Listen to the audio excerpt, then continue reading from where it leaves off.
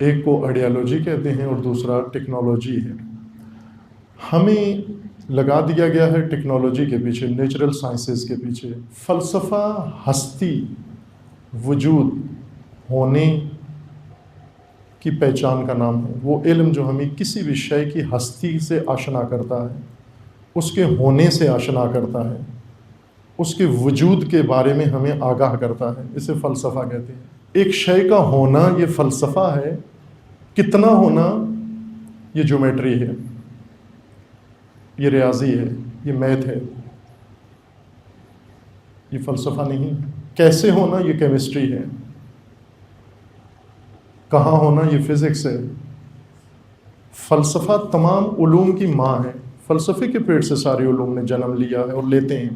ہر ایک کا اگر ہمارا ذہن کھولا جائے، پرکھا جائے، پڑھا جائے، ہمارے ذہن کے اندر اتنی چیزوں کے ہونے کے بارے میں خیال موجود ہے یا یقین یا عقیدہ موجود ہے جن کا کوئی وجود نہیں ہے. بھوت کہیں موجود نہیں ہے، چڑیل کہیں موجود نہیں ہے، لیکن ہم سمجھتے ہیں یہ ہیں. شرک اس وقت پیدا ہوگا جب فلسفے سے انسان دور ہوگا، چونکہ شرک کا مطلب یہ ہے کہ آپ ایسی چیز کے اللہ ہونے کے معتقد ہو جائیں جو اللہ نہیں ہے.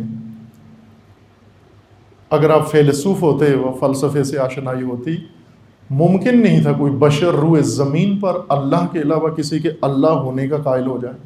ایک ذریعہ انسان کے پاس حواس ہیں، 5 حصے، دیکھنے، سننے، چکھنے، سونگھنے اور چھونے کی حس. یہ 5 حصے ہر انسان کے اندر ہیں. ان 5 حصوں سے ہم کیا کرتے ہیں؟ اشیاء کے ہونے کا اندازہ لگاتے ہیں کہ یہ ہے.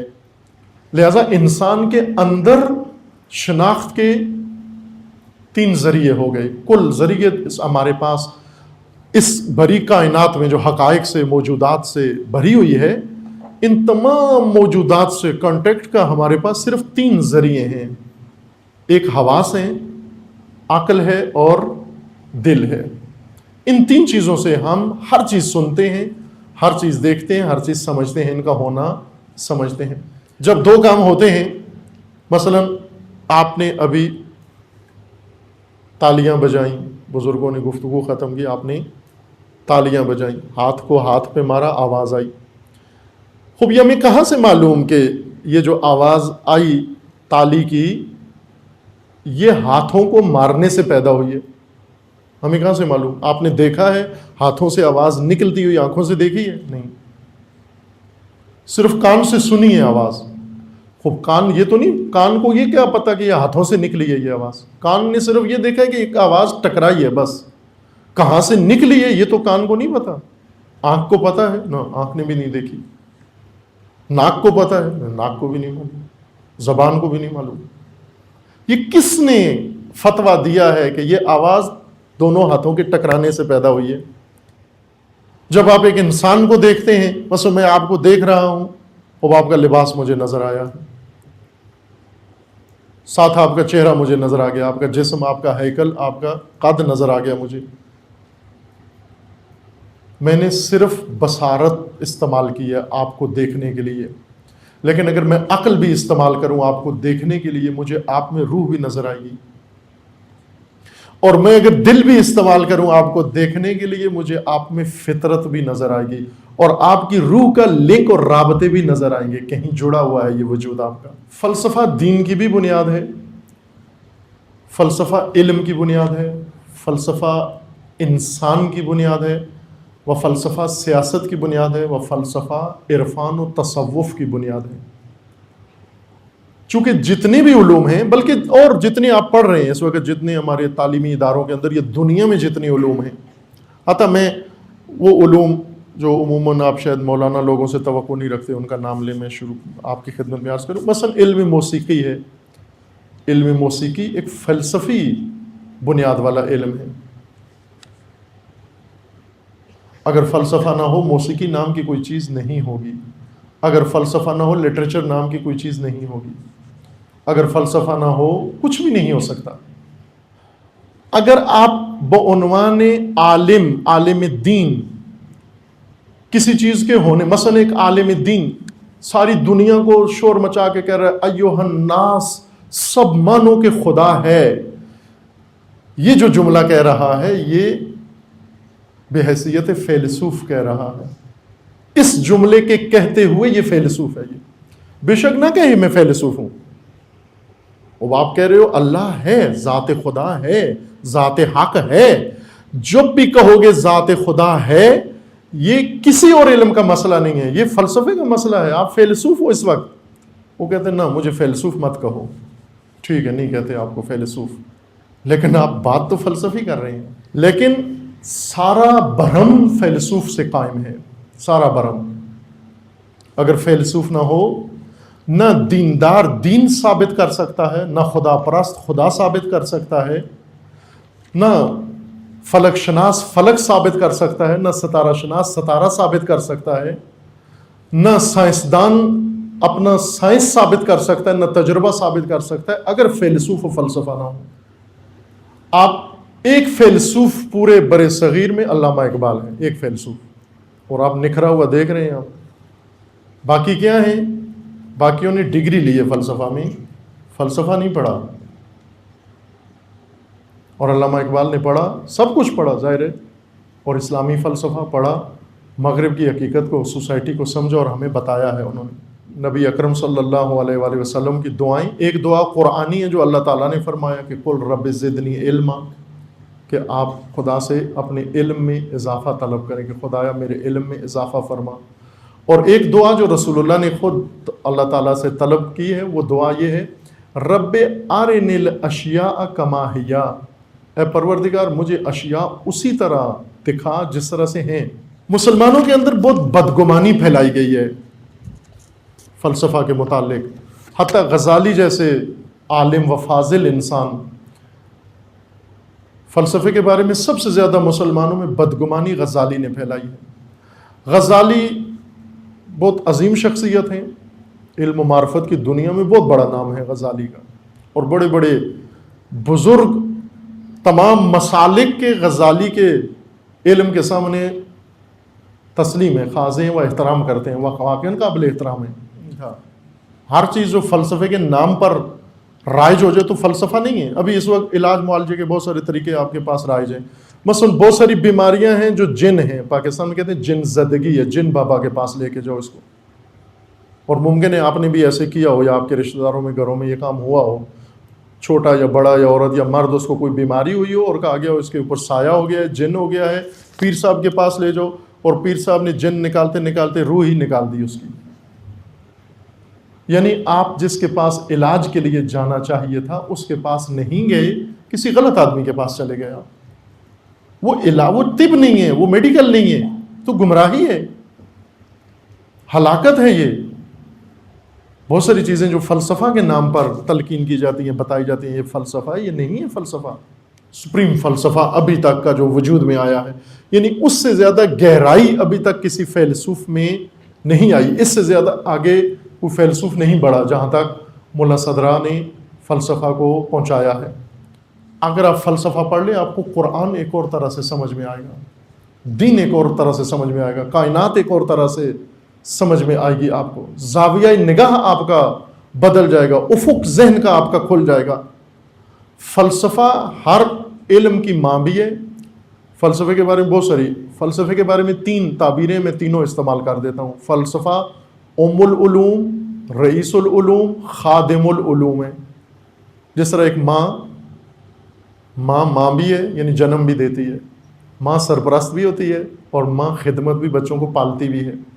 ماں کی آغوش میں بچے پلتے ہیں، اور جو بچہ ماں کی آغوش میں پلتا ہے اس سے ہی تربیت ہوتا ہے. اسی طرح علوم فلسفے سے پیدا ہوتے ہیں، فلسفے کے زیر سرپرستی رہتے ہیں. رئیس ہے فلسفہ ان کا، وہ فلسفہ پرورش بھی، پروان بھی ان کو فلسفہ چڑھاتا ہے. اس پرورش کے لحاظ سے خادم العلوم ہے، سرپرستی کے لحاظ سے رئیس العلوم ہے، اور ان کو موضوع دینے کے لحاظ سے مادر ہے، ام العلوم ہے فلسفہ. امام خمینی فرماتے ہیں میں چونکہ فلسفہ پڑھاتا تھا، انقلاب سے پہلے کی بات ہے، اور قم کا مشہور مدرسہ فیضیہ، وہاں پر امام خمینی گئے. امام کے بیٹا جو شہید ہو گئے نجف میں، مصطفیٰ خمینی، یہ اس وقت چھوٹے تھے، نوجوان تھے. یہ امام خمینی کے ساتھ ساتھ جا رہے تھے. ایک مٹکا مدرسے میں رکھا ہوا تھا پانی پینے کے لیے، جس میں سب پانی پیتے تھے. تو مصطفیٰ خمینی نے، امام خمینی کے فرزند نے وہاں سے پانی پیا. پانی پینے کے بعد وہ چلے گئے باپ بیٹا دونوں. بعد میں مولانا آئے جو وہاں رہ رہے تھے، انہوں نے آ کر وہ مٹکا بھی دھویا، وہ گلاس بھی دھویا، برتن بھی دھویا، جگہ بھی ساری دھوئی انہوں نے. فلسفہ اس علم کا نام ہے جس کو ہم کہہ سکتے ہیں کہ بنیاد ہے، وہ اساس ہے، وہ مادر علم ہے. فلسفہ تمام علوم کی ماں ہے. فلسفہ العلوم ہے. و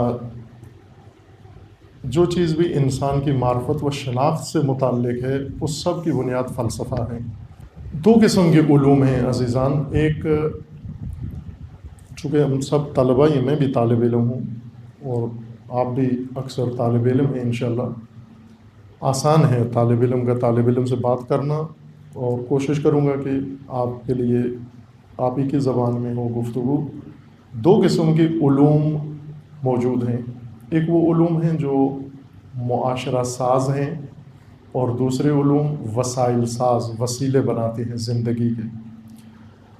وہ علوم جو سوسائٹی کی بنیاد ہیں، اور وہ علوم جو انسان کی زندگی کی ضرورتوں کے لیے وسائل انسان کو فراہم کرتے ہیں. ایک کو آئیڈیالوجی کہتے ہیں اور دوسرا ٹیکنالوجی ہے. ہمیں لگا دیا گیا ہے ٹیکنالوجی کے پیچھے، نیچرل سائنسز کے پیچھے. ہمیں سب سے پہلے سوشل سائنسز کی ضرورت ہے، جن کے ذریعے سے معاشرہ بنایا جا سکے، سوسائٹی بنائی جا سکے، انسانی نظام بنایا جا سکے. پھر اس معاشرے کی ضروریات کی طرف توجہ آتی ہے کہ معاشرتی ضروریات کے لیے اب ہمیں نیچرل سائنسز کی ضرورت ہے جو ہمیں وسائل زندگی بنا کر دیں. انسانی علوم جن کو کہا جاتا ہے یا سوشل سائنسز، ان کی بنیاد فلسفہ ہے. وہ حتیٰ نیچرل سائنسز کی بنیاد بھی فلسفہ ہے. اگرچہ فلسفہ کے بارے میں آپ ہوں گے اسٹوڈنٹس فلسفہ کے بھی یہاں تشریف فرما ہوں گے، اور فلسفہ کے اساتذہ آئے گفتگو بھی کر گئے، اور ہم منتظر تھے کہ کوئی فلسفے کی ڈیفینیشن ہی بیان کر دے تاکہ مجھ جیسا ایک طالب علم استفادہ کر لے. فلسفہ کہتے کس کو ہیں؟ البتہ یہ درست فرمایا ہمارے بزرگوں نے کہ فلسفہ الجھی ہوئی بات کو نہیں کہتے، فلسفہ ناقابل سمجھ بات کو نہیں کہتے. فلسفہ ایک علم ہے، انسانی علم ہے، وہ آسان علم ہے، پیچیدگی کا نام نہیں ہے. فلسفہ ہستی، وجود، ہونے کی پہچان کا نام ہے. وہ علم جو ہمیں کسی بھی شے کی ہستی سے آشنا کرتا ہے، اس کے ہونے سے آشنا کرتا ہے، اس کے وجود کے بارے میں ہمیں آگاہ کرتا ہے، اسے فلسفہ کہتے ہیں. اب ہونے کے بعد اس شے کو ہونا ہے، کب ہونا ہے، کیسے ہونا ہے، کتنا ہونا ہے، کہاں ہونا ہے، کب تک ہونا ہے، کس کے لیے ہونا ہے، یہ فلسفہ نہیں ہے. یہ دوسری علوم کا موضوع ہے. ایک شے کا ہونا یہ فلسفہ ہے، کتنا ہونا یہ جیومیٹری ہے، یہ ریاضی ہے، یہ میتھ ہے، یہ فلسفہ نہیں. کیسے ہونا یہ کیمسٹری ہے، کہاں ہونا یہ فزکس ہے. فلسفہ تمام علوم کی ماں ہے. فلسفے کے پیٹ سے سارے علوم نے جنم لیا ہے اور لیتے ہیں. تمام علوم، اگر فلسفہ نہ ہو بشر کے پاس کوئی علم موجود نہیں ہوگا، حتیٰ دین، مذہب. چونکہ مذہب بھی ہے، موجود ہے، ہونا ہے. مذہب کا ہونا فلسفے کے رہینے منت ہے. فلسفہ ہر چیز کے ہونے سے سروکار رکھتا ہے، اور فلسفہ یہی بیان کرتا ہے، پیش کرتا ہے آپ کو کیا چیز ہے اور کیا نہیں ہے. ہونے اور نہ ہونے میں آپ کو ان کے معیار بتاتا ہے، ان کی پہچان کرواتا ہے، اور آپ کو جو چیزیں ہیں، جو موجودات ہیں، جو حقائق ہیں، جو واقعات ہیں، ان کی علامتیں بتاتا ہے، ان کے اثرات بتاتا ہے، ان کے قریب کرتا ہے آپ کو، انہیں سمجھاتا ہے آپ کو. اور جو نہیں ہیں ان سے آپ کو آشنا کرتا ہے کہ بہت ساری چیزیں نہیں ہیں لیکن ہم سمجھتے ہیں. اگر فلسفہ نہ ہو ہم بہت ساری ایسی چیزوں کے قائل ہو جائیں گے جو نہیں ہیں، اور حقیقت میں ایسے ہے. ہم ہی یہی جمعیت جو یہاں بیٹھی ہوئی ہے، یہ جو چیزیں ہیں ان سے زیادہ ان چیزوں کے ہونے کے قائل ہیں جو نہیں ہیں۔ ہر ایک کا اگر ہمارا ذہن کھولا جائے، پرکھا جائے، پڑھا جائے، ہمارے ذہن کے اندر اتنی چیزوں کے ہونے کے بارے میں خیال موجود ہے یا یقین یا عقیدہ موجود ہے جن کا کوئی وجود نہیں ہے۔ بھوت کہیں موجود نہیں ہے، چڑیل کہیں موجود نہیں ہے، لیکن ہم سمجھتے ہیں یہ ہیں۔ ہماری جو زندگی الجھی ہوئی ہے وہ نہ ہونے جو چیزیں نہیں ہیں ان میں الجھے ہوئے ہیں ہم۔ ہماری زندگی پر سب سے زیادہ سائے ان چیزوں کے ہیں جو خود موجود نہیں ہیں، کوئی وجود نہیں ہے ان کا۔ لیکن جو انسان، جو سوسائٹی، جو قوم، جو معاشرہ، جو مسلمان، جو غیر مسلمان، جو دیندار فلسفے سے دور ہوگا، اس کا دین بھی ان چیزوں کا نام ہے جن کا کوئی وجود ہی نہیں ہے۔ شرک اس وقت پیدا ہوگا جب فلسفے سے انسان دور ہوگا، چونکہ شرک کا مطلب یہ ہے کہ آپ ایسی چیز کے اللہ ہونے کے معتقد ہو جائیں جو اللہ نہیں ہے۔ اگر آپ فیلسوف ہوتے و فلسفے سے آشنائی ہوتی، ممکن نہیں تھا کوئی بشر روئے زمین پر اللہ کے علاوہ کسی کے اللہ ہونے کا قائل ہو جائے۔ نہ بت، نہ مورتی، نہ انسان، نہ حیوان، نہ درخت، نہ ستارہ، نہ سیارہ، نہ سورج۔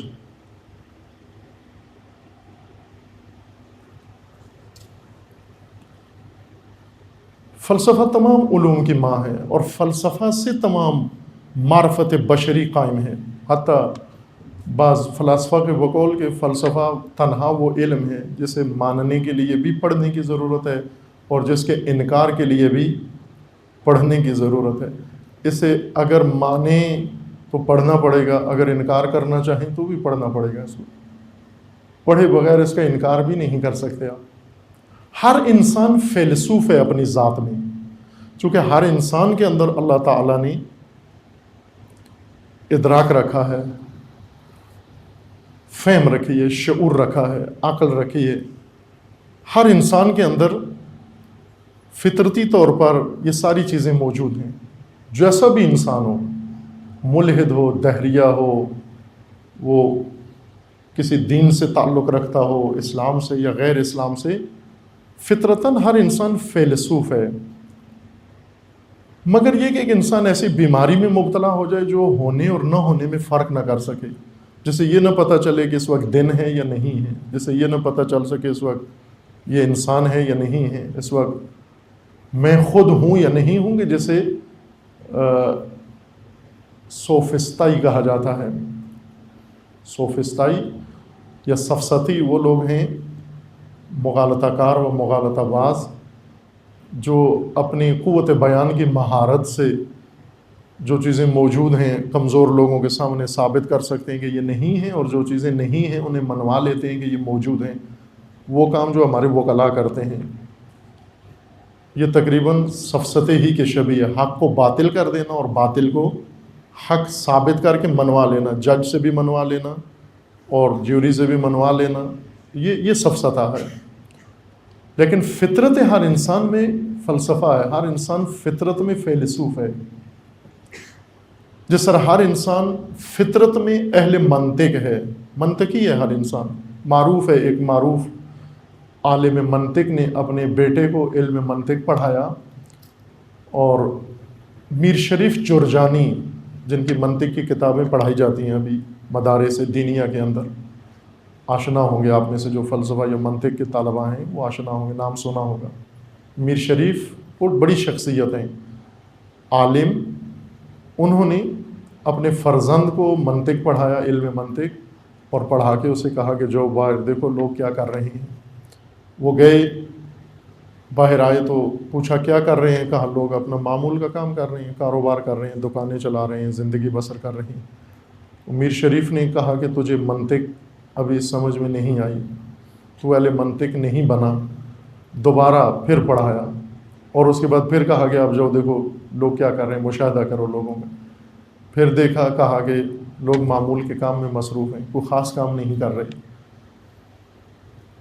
تیسری دفعہ پھر وہی کتاب پڑھائی، کہا ابھی بھی تیرے لیے منطق، علم منطق حل نہیں ہوا، سمجھ میں نہیں آیا۔ تیسری دفعہ جب میر شریف کا فرزند منطق پڑھ کے اور لوگوں کو دیکھنے کے مشاہدہ کیا، واپس آ کر باپ سے لڑنا شروع کر دیا. کہا 3 سال میری عمر ضائع کی ہے، وہ علم پڑھایا ہے جو لوگ پڑھے بغیر اس پر عمل کر رہے ہیں. یہ تو سارے اہل منطق ہیں. دکاندار اہل منطق ہے، ٹانگے والا اہل منطق ہے، وہ تھڑے والا اہل منطق ہے، مزدور اہل منطق ہے، کاریگر اہل منطق ہے، سارے لوگ اہل منطق ہیں. میر شریف نے کہا کہ اب تجھے سمجھ میں آئی ہے منطق، کیونکہ ہر آدمی اپنی فطرت میں منطق رکھتا ہے لیکن اس منطق کے اصولوں سے آشنا نہیں ہے. بعض اوقات غفلت کرتا ہے اور غیر منطقی رویے اور غیر منطقی عمل اور غیر منطقی سوچ سوچتا ہے انسان. علم منطق کی تدوین اس وجہ سے نہیں ہوئی کہ اگر بشر کو منطق نہ پڑھائی جائے تو اہل منطق نہیں ہے، بلکہ اس وجہ سے اس کی تدوین ہوئی ہے تاکہ غلط منطق ٹھیک ہو جائے اس کی اور برجا و برمقام اس کو استعمال کرے. اسی طرح ہر انسان اپنی فطرت میں فیلسوف ہے. اگر آپ کسی چیز کے ہونے کو سمجھتے ہیں، مثلا اس وقت آپ کا مختلف شعبہ زندگی و علم سے تعلق ہوگا. آپ میں سے بہت سارے ممکن ہیں دینی اسٹوڈنٹ ہوں، ممکن ہیں میتھ کے ہوں، ممکن ہے physics chemistry natural sciences social sciences کے ہوں گے. لیکن ایک چیز میں آپ سب مشترک ہیں، وہ کیا ہیں کہ اسی وقت جو چیزیں یہاں موجود ہیں ان سب کا ہونا آپ کو پتہ ہے. آپ میں سے کسی کو بھی خواتین میں سے مردوں میں سے پوچھیں کہ اس وقت لائٹ ہے، آپ کہتے ہیں ہے. یہ سیمینار ہال ہے، اتنے لوگ یہاں موجود ہیں، یہ سیٹیں ہیں، یہ سب کچھ ہے. اگر ان کا ہونا آپ کو معلوم ہو رہا ہے پس آپ فیلسوف ہیں. ہونے کا علم فلسفہ کہلاتا ہے. ہستی کی پہچان کو فلسفہ کہتے ہیں، ہستی کی شناخت کو فلسفہ کہتے ہیں. اللہ نے انسان کی فطرت میں ہونے کا ہستی کی پہچان کو رکھا ہے. ہم جو کہتے ہیں خدا شناسی فطری ہے، اس کا یہی معنی ہے. اللہ کی ذات ہے، موجود ہے. اللہ کے ہونے کا ادراک اور فہم یہی فلسفہ ہے. اور فلسفے کی ذمہ داری اس سے زیادہ نہیں ہے کہ اشیاء کے ہونے، حقائق کے ہونے کا پتہ دے انسان کو. فرق کہاں پڑ جاتا ہے فلسفے میں کہ مغربی فلسفہ، مشرقی فلسفہ، مغربی فلسفہ، اسلامی فلسفہ. چونکہ فلسفہ ہستی کی پہچان کا نام ہے، وجود کی پہچان کا نام ہے، ہونے کی شناخت کا نام ہے. کسی بھی چیز کا ہونا، ذرے سے لے کر ذات واجب الوجود تک، ہر چیز کے ہونے کو سمجھنا فلسفہ ہے. اور اس کے ہونے کے بعد اب اس شے کا جو ہونا ہے وہ کتنی ڈائمنشن کا ہونا ہے، کتنی سطح کا ہونا ہے، کس لیول کا ہونا ہے، یہ فلسفے کا کام نہیں ہے، یہ غیر فلسفے کا کام ہے. بہت ساری چیزیں جو ہم فلسفے کی طرف نسبت دیتے ہیں وہ فلسفہ نہیں ہے. فلسفہ صرف ہونے کا پتہ دیتا ہے کہ یہ چیز ہے، اس کا ہونا ضروری ہے، اس کے ہونے کی علت یہ ہے، اس کے ہونے کی دلیل یہ ہے، اس کے ہونے کی علامت یہ ہے، اس کے ہونے کا اثر یہ ہے، اس کے ہونے کا نتیجہ یہ ہے، اس کے ہونے کا مرتبہ یہ ہے. یہ فلسفہ ہے. لیکن ہونے کے، کسی بھی شے کے ہونے یا اس کے موجودیت کو سمجھنے کے لیے، اس کے وجود و ہستی کو سمجھنے کے لیے کہ یہ چیز موجود ہے، شناخت کے ذریعے ہیں، وسیلے ہیں اللہ نے عطا کیے ہیں. عام طور پر آپ سنتے بھی ہیں. ایک ذریعہ انسان کے پاس حواس ہیں، 5 حصے، دیکھنے، سننے، چکھنے، سونگھنے اور چھونے کی حص. یہ 5 حصے ہر انسان کے اندر ہیں. ان 5 حصوں سے ہم کیا کرتے ہیں؟ اشیاء کے ہونے کا اندازہ لگاتے ہیں کہ یہ ہے. مثلا اس وقت میری گفتگو آپ کو محسوس ہو رہی ہے کہ گفتگو ہے، کلام ہے. آپ کی سماعت مدد دے رہی ہے، آپ کو گفتگو کے ہونے کا پتہ دے رہی ہے کہ گفتگو ہو رہی ہے. آپ کو جو دکھ رہا ہے یہ آپ کی بصارت آپ کو بتا رہی ہے کہ یہ ہیں. سماعت، آوازیں، نغمے، صدائیں، ان کا ردم، ان کا اتار چڑھاؤ، یہ سب کچھ اشیاء کی موسیقیت، صداؤں کی اور آوازوں کی موسیقیت، یہ سب سماعت بتا رہی ہے آپ کو. اور منظر، یہ رنگ، یہ سب کچھ یہ آپ کو بصارت بتا رہی ہے، ان کے ہونے کا پتہ دے رہی ہے. لیکن آپ کو یہ بھی محسوس ہو رہا ہے کہ اس حال میں اس وقت گرمی ہے یا معتدل موسم ہے یا فرض کریں کہ سردی ہے، یہ نہ بصارت کو پتہ ہے نہ سماعت کو پتہ ہے. یہ چھونے کی حس ہے، لمس. ایک اور حس ہے جو آپ کو پتہ دے رہی ہے کہ اس وقت سردی ہے یا گرمی ہے. لمس کی حس آپ کے پورے وجود کے اندر چھونے کی حس ہے. اسی طرح خوشبو یا بدبو، شامہ، سونگھنے کی حس ہے آپ کے اندر. چکھنے کی حس ہے، جو ذائقے آپ محسوس کرتے ہیں. اور یہ جتنی چیزیں یہ سب کیفیات ہیں. یہ ہونا کیفیات کا ہونا ہے. ہر چیز کی کیفیات ہیں. کیفیات کے ہونے کا اندازہ ہمیں حواس کے ذریعے سے ہوتا ہے.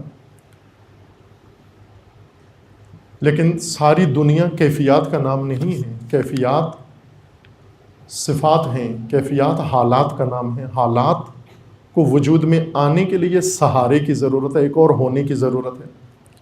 مثلا یہ رنگ، یہ کاغذ سفید ہے، سفیدی کیفیت کا نام ہے. اس سفیدی کو جسم چاہیے جس کے اوپر طاری ہو سکے. اگر جسم نہ ہو سفیدی کہیں بھی ٹھہر نہیں سکتی. تمام حالتوں کی یہ خصوصیت ہے، خوبی ہے کہ حالتیں سہارا مانگتی ہیں، کسی سہارے کے ذریعے قائم ہیں. حالات جیسے آپ ابھی بیٹھے ہوئے ہیں، میں بیٹھا ہوا ہوں، یہ بیٹھنا حالت ہے. اس حالت کو طاری ہونے کے لیے سہارے کی ضرورت ہے، اور وہ سہارا ہے جسم. جسم کسی چیز سے قابل درک نہیں ہے. نہ آپ کی آنکھ جسم دیکھ رہی ہے، نہ آپ کی سماعتوں کو جسم کا اندازہ ہے، نہ آپ جسم کو چھو سکتے ہیں، نہ آپ جسم کو چکھ سکتے ہیں، نہ آپ جسم کو سونگھ سکتے ہیں. 5 حصے ناکام ہیں. جسم کے ہونے کا پتہ ان کو نہیں ہے. اب آپ کہتے ہیں میں جب مثلا جسم کو پکڑتا ہوں ہاتھ سے تو یہ جسم میرے ہاتھ میں ہے. نہ، بلکہ جسم کی حالت آپ کے ہاتھ میں ہے. سختی یا نرمی. جسم نہیں آپ کے ہاتھ میں آیا، سختی جسم کی آپ کے ہاتھ میں. مثلا میں مثال کے ساتھ، یہ لائٹ ہے، موجود ہے نا لائٹ. آپ ہاتھ کے ذریعے چھو سکتے ہیں لائٹ کو، ہاتھ لگا کے بتا سکتے ہیں کتنے وولٹیج کا نور ہے اس وقت. بھائی کہ یہ بھی ایک شے ہے، حالت ہے. سختی کی طرح جیسے یہ پینسل ہے، یہ میرے ہاتھ میں ہے، مجھے پتہ ہے سخت ہے. آپ اپنی ہتھیلی کو دباتے ہیں، کہتے ہیں نرم ہے. یہ صرف آپ کے حس کو یہ پتہ چلتا ہے کہ سخت ہے یا نرم ہے، لیکن آیا یہ جسم ہے یا نہیں یہ نہیں معلوم. ہوا اس وقت آکسیجن موجود ہے یہاں پر کمرے میں، آپ کے ہاتھ کے ساتھ ٹکرا رہی ہے، لیکن آپ کے ہاتھ کو جسم آکسیجن کا کوئی پتہ نہیں ہے، کوئی علم نہیں ہے. آپ نہیں چھو سکتے اس کو. کیوں؟ اس لیے کہ اس کے اندر وہ حالت ہی نہیں ہے جو جسم اس کو پکڑ سکے. ہماری پورے جسم کے ساتھ ہوا ٹکرا رہی ہے. اس وقت جب یہ جسم، جب یہ ہوا یہ باد بن جاتی ہے، تیزی آتی ہے. جیسے پنکھا چلتا ہے، اس کے اندر پریشر ڈال کر اس کے اندر تیزی پیدا کرتا ہے، پھر آپ کے جسم سے ٹکراتی ہے تو آپ کو ہوا نہیں تیزی محسوس ہو رہی ہے. ہم یہ کہتے ہیں ہمیں ہوا لگ رہی ہے، پنکھا ہوا دے رہا ہے. نہ، پنکھا ہوا نہیں دے رہا، پنکھے نے ہوا کو تیز کیا ہے، سپیڈ دی ہے اس کو. وہ تیزی آپ کے جسم کو چھو رہی ہے اور آپ کا جسم تیزی کو چھو رہا. جسم کو کسی حس کے ذریعے سے نہیں ڈیٹیکٹ کیا جا سکتا. جسم کے لیے الگ شناخت کے لیے خدا نے، اللہ تعالیٰ نے ہمارے اندر ذریعہ رکھا ہے، اور بہت سارے حقائق. اور میں نے جان بوجھ کر آپ کو جسم کی مثال دی ہے تاکہ غیر جسمانی چیزوں میں ابھی نہ جائیں. ہم انہی جسمانی دنیا میں، مادی دنیا میں رہیں.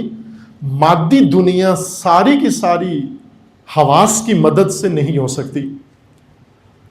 پس ایک اور ذریعہ چاہیے ہمیں حواس کے علاوہ حقائق کو کے ہونے کا پتہ دے ہمیں، اور وہ عقل ہے. عقل کے ساتھ ایک اور حقیقت جو خدا نے شناخت کے طور پر انسان کے لیے رکھی ہے وہ دل ہے، جس کو عموماً کہا جاتا ہے، علامہ اقبال اور دیگر بزرگوں کے کلام میں یہ زیادہ اس کا تذکرہ آتا ہے دل کا. عقل و دل دونوں کی بات ہوتی ہے. دل ہے ایک، کہ یہاں وقت نہیں ہے میں اس کی وضاحت کروں کہ دل کیا چیز ہوتی ہے. ایک تیسری چیز ہے جو شناخت کا ذریعہ ہے جس کی طرف اشارہ بھی ہوا ہے، اور وہ وحی ہے۔ وحی کے ذریعے بھی حقائق کو انسان پہچان سکتا ہے، ان کے ہونے کا علم وحی کے ذریعے سے۔ لیکن وحی کا پیغام بھی عقل ہی، یا عقل سنتی ہے یا دل۔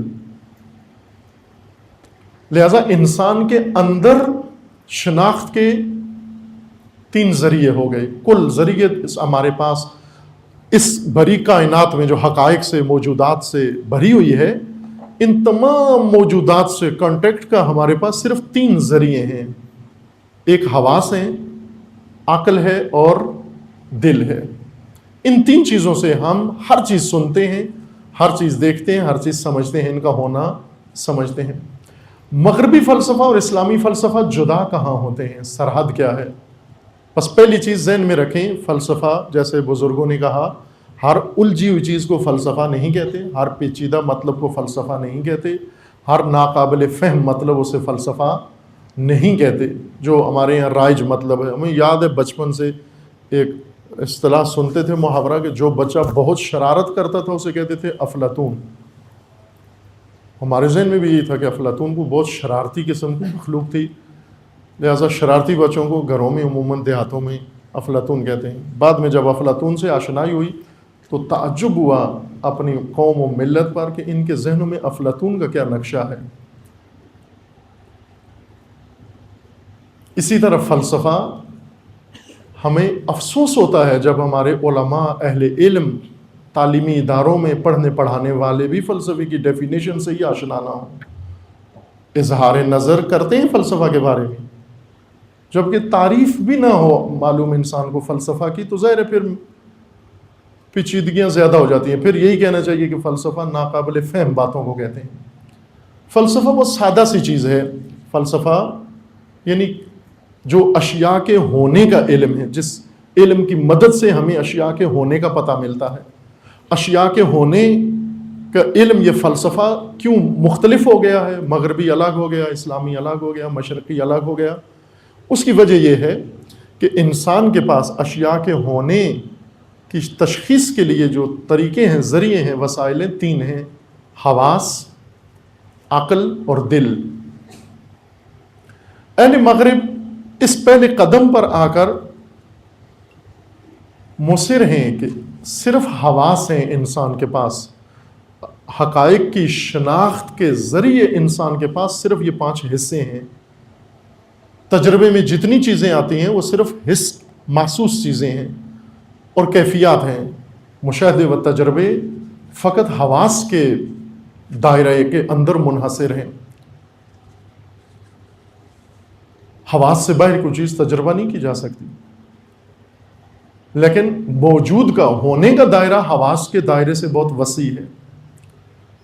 عقل کو نہیں سمجھتے، عقل مادی ہے۔ مغربی فیلسوف کی عقل مادی ہے، وہ عقل کو بھی مادی کہتے ہیں، فکر کو بھی مادی کہتے ہیں۔ لہذا ان کی ہستی اور وجود اور کائنات منحصر ہے، چھوٹی سی کائنات ہے۔ مغربی فیلسوف کی دنیا بہت چھوٹی سی ہے، بہت ہی چھوٹی سی ہے۔ کتنی ہے؟ جتنا یہ عالم مادہ ہے، جتنا یہ عالم جسمانی ہے، یعنی یہ زمین و نظام افلاک اور یہ کہکشانیں اور یہ مادی کائنات، بس یہی ہے کائنات کل۔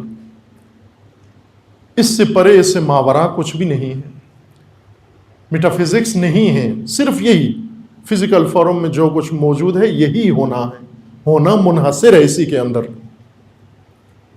لیکن وہ فیلسوف جو عقل کو بھی ذریعہ شناخت سمجھتا ہے اور اپنے اندر عقل کو، خود عقل کا وجود مانتی ہے، قبول کرتی ہے کہ میرے اندر عقل ہے، وہ عقل حس کے علاوہ ایک حقیقت کا نام ہے، وہ عقل ایک حقیقت غیر مادی ہے، اور عقل ایک ہونا الگ قسم کا انسان کو بتاتی ہے۔ جیسے میں نے مثال دی کہ ہم ہاتھ کے ذریعے سے سختی کو چھوتے ہیں، جسمیت کا کہاں سے پتہ چلتا ہے کہ اس سختی کے نیچے جسم ہے؟ وہ عقل بتاتی ہے ہمیں کہ سختی کے نیچے جسم ہے۔ جب 2 کام ہوتے ہیں، مثلا آپ نے ابھی تالیاں بجائیں، بزرگوں نے گفتگو ختم کی، آپ نے تالیاں بجائیں، ہاتھ کو ہاتھ پہ مارا، آواز آئی۔ خوب یہ ہمیں کہاں سے معلوم کہ یہ جو آواز آئی تالی کی یہ ہاتھوں کو مارنے سے پیدا ہوئی ہے؟ ہمیں کہاں سے معلوم؟ آپ نے دیکھا ہے ہاتھوں سے آواز نکلتی ہوئی آنکھوں سے دیکھی ہے؟ نہیں، صرف کان سے سنی ہے آواز. خوب کان یہ تو نہیں، کان کو یہ کیا پتا کہ یہ ہاتھوں سے نکلی ہے یہ آواز؟ کان نے صرف یہ دیکھا ہے کہ ایک آواز ٹکرائی ہے، بس کہاں سے نکلی ہے یہ تو کان کو نہیں پتا. آنکھ کو پتا ہے؟ نہ، آنکھ نے بھی نہیں دیکھی. ناک کو پتا ہے؟ ناک کو بھی نہیں معلوم. زبان کو بھی نہیں معلوم. یہ کس نے فتویٰ دیا ہے کہ یہ آواز دونوں ہاتھوں کے ٹکرانے سے پیدا ہوئی ہے؟ حس میں سے کسی نے نہیں کہا، کسی کو نہیں معلوم. اگر اظہار کرے بھی تو نادانی ہے. نہ آنکھ نے دیکھا ہے آواز نکلتے ہوئے، نہ کان نے دیکھا ہے آواز نکلتے ہوئے. کان نے صرف آواز وصول کی ہے، ریسیو کی ہے بس. لیکن یہ نکلی کہاں سے، پیدا کہاں سے ہوئی ہے، یہ عقل نے سمجھا ہے. اگر عقل نہ ہو انسان کے اندر، یہی نہیں معلوم کہ یہ آواز آئی کہاں سے ہے. آپ جو دیکھ رہے ہیں میرے لب ہل رہے ہیں، جو سن رہے ہیں آواز، لیکن یہ کون آپ کو بتا رہا ہے کہ جو آواز میرے کانوں میں پڑ رہی ہے وہ اسی بولنے والے کی ہے؟ بہت ساری جگہوں پر آپ دیکھتے ہیں یہ فلمیں ڈب کر کے آپ کے سامنے پیش کرتے ہیں، وہاں ہمیں دھوکہ ہو جاتا ہے. فلم ڈبنگ میں لب کسی کے ہل رہے ہوتے ہیں، آواز کسی اور کی ہوتی ہے. فلم انگلش میں بنی، آپ کو اردو میں پرشین میں ڈب کر کے سنا دیتے ہیں. ہم یہ سمجھتے ہیں کہ خود یہی بول رہا ہے، یہ ایکٹر ہی یہ زبان بول رہا ہے، اردو بول رہا ہے، جبکہ ایسے نہیں ہے. ہماری آنکھ غلط بتا رہی ہے ہمیں. بول کوئی اور رہا ہے، لب کسی اور کے ہل رہے ہیں. خوب یہاں پر بھی ایسے ہی ممکن ہے وہ لب کسی اور کے، چونکہ آنکھیں جو دیکھ رہی ہیں تو صرف لب ہلنا دیکھ رہی ہیں. یہ آواز ان لبوں سے نکل رہی ہے، یہ تو کوئی حس نہیں بتا رہی ہمیں. کون سمجھ رہا ہے؟ عقل. اگر عقل نہ ہو، حقائق مادی سے ہمارا رابطہ کائنات سے کٹ جائے گا. لیکن فیلسوف مغربی عقل کو نہیں، تجربے کو اور حس کو بنیاد قرار دیتا ہے، اور حس کی حد تک حقائق کا و کائنات کا قائل ہے، ہر چیز کے موجود کو سمیٹ دیتا ہے. مثلا انسان کا ہونا اس کے نزدیک منحصر ہے، جتنا انسان کو حواس، انسان کا ہونا جتنا حواس کی زد میں آتا ہے، رینج میں آتا ہے، اتنا انسان ہے. حواس تو انسان کے ہونے کا بہت معمولی حصہ بتاتے ہیں، صرف معمولی حصہ بتاتے ہیں حواس. جس طرح ایک لالچی بیٹا، اس کو باپ کے صرف دولت کا پتہ ہے، لیکن باپ کے درد، باپ کے رنج، باپ کے دکھ، باپ کی تھکاوٹ یہ لالچی بیٹے کو نہیں پتا. یہ ایک ہمدرد بیٹے کو پتا ہے کہ باپ کی جیب میں پیسے کے ساتھ ساتھ پیچھے غم بھی ہے، دکھ بھی ہے، رنج بھی ہے. ہم دوسروں کا رنج کس طرح سے سمجھتے ہیں؟ ان کے دلوں کے اندر اس کی حالت دیکھ کر. ایک حصہ انسان کے اندر موجود.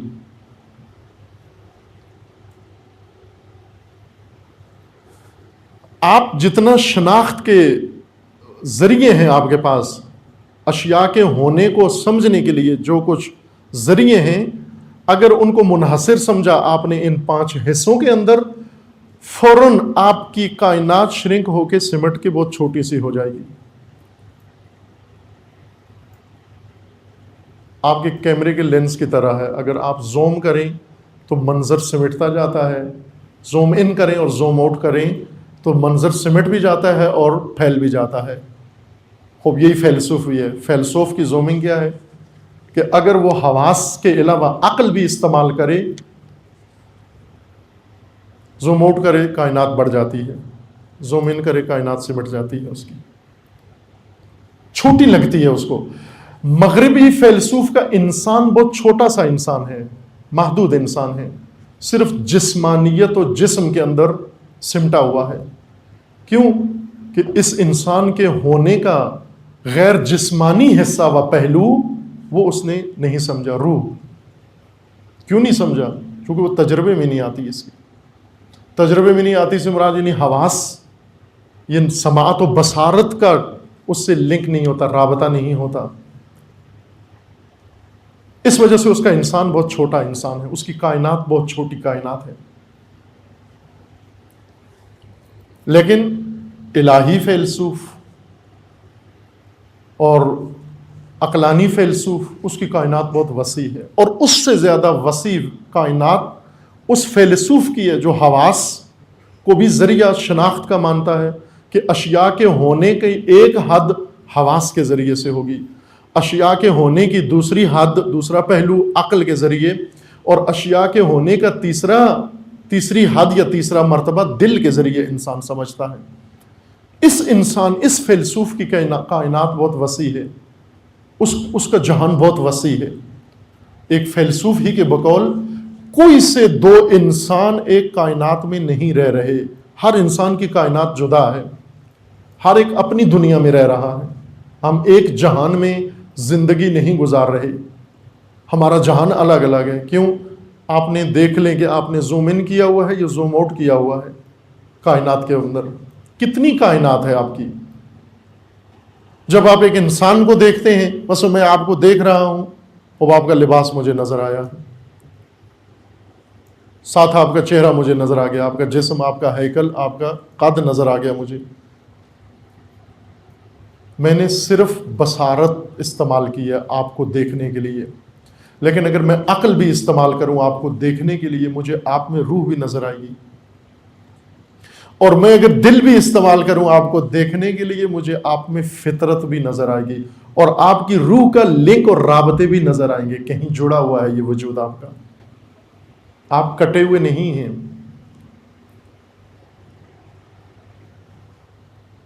میری نظر کمزور ہے، میں اینک اتار کے اگر دیکھوں تو مجھے بہت ساری باریک چیزیں نظر نہیں آتی، اینک لگا کے اگر دیکھوں تو وہ باریک رابطے، مثلا فرض کریں آپ نے باریک تار کے ذریعے دو چیزوں کو جوڑا ہوا ہے، میں اینک اتار کے دیکھتا ہوں وہ نہیں، میں سمجھتا ہوں یہ دونوں ڈسکنیکٹ چیزیں ہیں، آپ کہتے نہیں، اینک لگا کے دیکھو، ان میں جو کنیکشن ہے نظر آئے گا آپ کو۔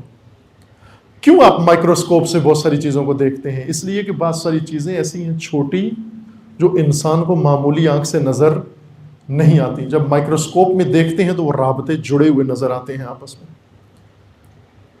تمام حقائق اس کائنات کے ایک دوسرے سے جڑے ہوئے ہیں، تمام حقائق کائنات کے، یہ ذرہ خالق سے ملا ہوا ہے، مرتبط ہے، لیکن وہ کنیکشن ہمیں نظر نہیں آتا۔ کیوں نہیں آتا؟ اس لیے وہ کنیکشن کسی اور ڈیٹیکٹر سے نظر آتا ہے، یہ جس سے آپ دیکھنا چاہتے ہیں یہ اس کی زد میں نہیں ہے۔ اس لیے مغربی فیلسوف اور کچھ سوچتا ہے، مشرقی یا کہیں الہی فیلسوف اسلامی اور کچھ سوچتا ہے۔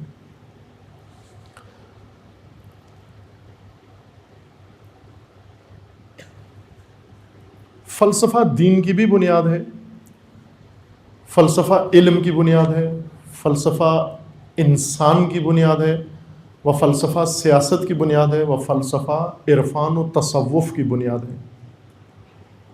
چونکہ جتنے بھی علوم ہیں، بلکہ اور جتنے آپ پڑھ رہے ہیں اس وقت، جتنے ہمارے تعلیمی اداروں کے اندر یا دنیا میں جتنے علوم ہیں، حتیٰ میں وہ علوم جو عموماً آپ شاید مولانا لوگوں سے توقع نہیں رکھتے ان کا نام لے، میں شروع آپ کی خدمت میں عرض کروں۔ مثلا علم موسیقی ہے، علم موسیقی ایک فلسفی بنیاد والا علم ہے۔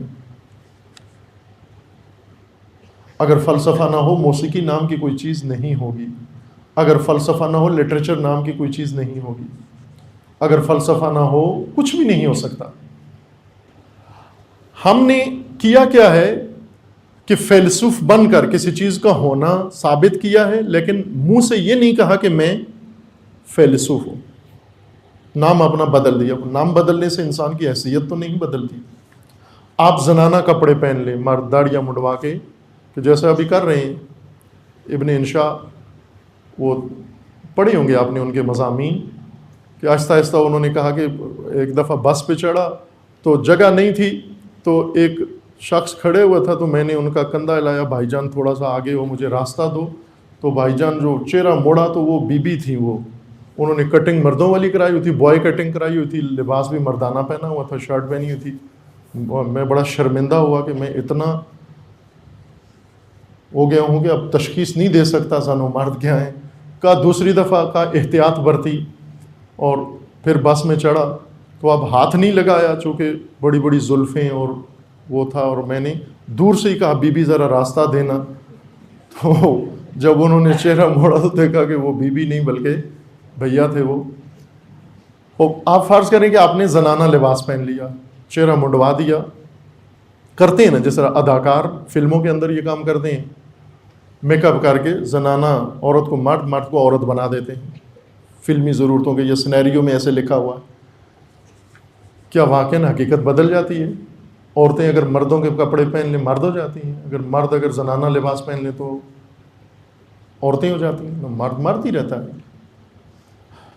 اگر آپ بعنوان عالم دین کسی چیز کے ہونے، مثلا ایک عالم دین ساری دنیا کو شور مچا کے کہہ رہا ہے ایھا الناس، سب مانو کہ خدا ہے، یہ جو جملہ کہہ رہا ہے یہ بحیثیت فیلسوف کہہ رہا ہے.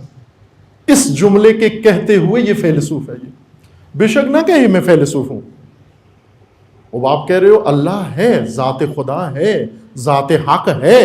جب بھی کہو گے ذات خدا ہے، یہ کسی اور علم کا مسئلہ نہیں ہے، یہ فلسفے کا مسئلہ ہے. آپ فیلسوف ہو اس وقت. وہ کہتے ہیں نا مجھے فیلسوف مت کہو. ٹھیک ہے، نہیں کہتے آپ کو فیلسوف، لیکن آپ بات تو فلسفی کر رہے ہیں.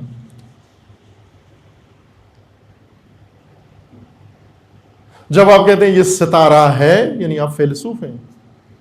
جب آپ کہہ رہے ہیں میرا ملک ہے یعنی آپ فیلسوف ہیں. آپ کہہ رہے ہیں شریعت ہے، آپ فیلسوف ہیں. آپ کہہ رہے ہو ملک میں افراتفری ہے، ناامنی ہے، یہ ہونا، کسی چیز کا ہونا، یہ فلسفہ ہے، اسی کو فلسفہ کہتے ہیں. آپ فیلسوف ہیں. اس کے بعد آگے بڑھیں گے، آپ ان اشیاء کے ہونے کو ناپیں گے، تولیں گے. فلسفہ اشیاء کے ہونے کو ثابت کر کے انسان کے سپرد کرتا ہے کہ اب ان کو ناپو، ان کو تولو، ان کو کاٹو، ان کو جوڑو. یہ ناپنا، تولنا، کاٹنا، جوڑنا یہ ہو گیا فزکس، کیمسٹری، میتھ، جیومیٹری، فلاں فلاں فلاں.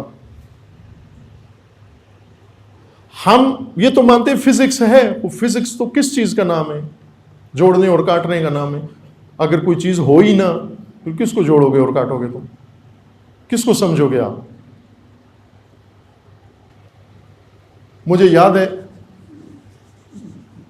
قم میں ہمیں توفیق نصیب ہوئی بعض اساتید کی خدمت میں فلسفہ پڑھنے کی، تو بہت سارے نصیحت کرتے تھے کہ فلسفہ چھوڑ دو. بہت سارے، بعض تو عجیب عجیب کہ فلسفہ حرام ہے، فلسفہ ناجائز ہے، فلسفہ گمراہ ہے، فلسفہ فلاں ہے. باہر کے چونکہ ہمارا بچپن سے یہ ایک مزاج بنا ہوا تھا نصیحت نہ سننا، تو کرتے رہے اپنا کام، وہ بولتے رہے، ناصحین بولتے رہے، وہ نصیحت نہیں سنی، پڑھتے رہے، اپنا کام کرتے رہے.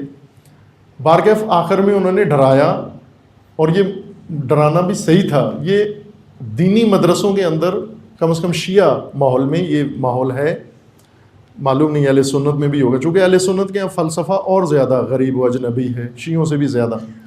یہ میں شیعہ حوزے کی مدرسے کی بات کر رہا ہوں جہاں فلسفہ زیادہ رونق ہے اس کی. وہاں یہ سوچ ہے کہ جو فلسفہ پڑھے گا وہ بھوکوں مرے گا.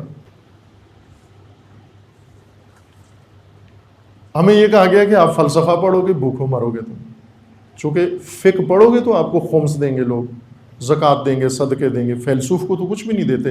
اور یہ حقیقت ہے. ہمارے استادوں کے استاد، ہمارے اساتذہ کے جو استاد تھے، علامہ طباطبائی رضوان اللہ تعالیٰ علیہ، فیلسوف اعظم اس دور کے، بہت عظیم شخصیت ہیں. تفسیر المیزان اور فلسفے کی بہت ساری کتابیں انہوں نے لکھی ہیں.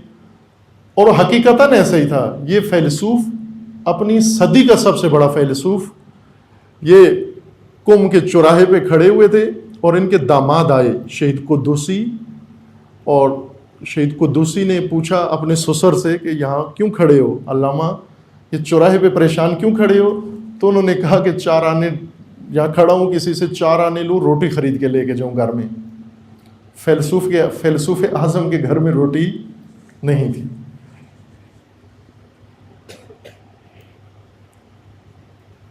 وہ ویسا ہی ہے.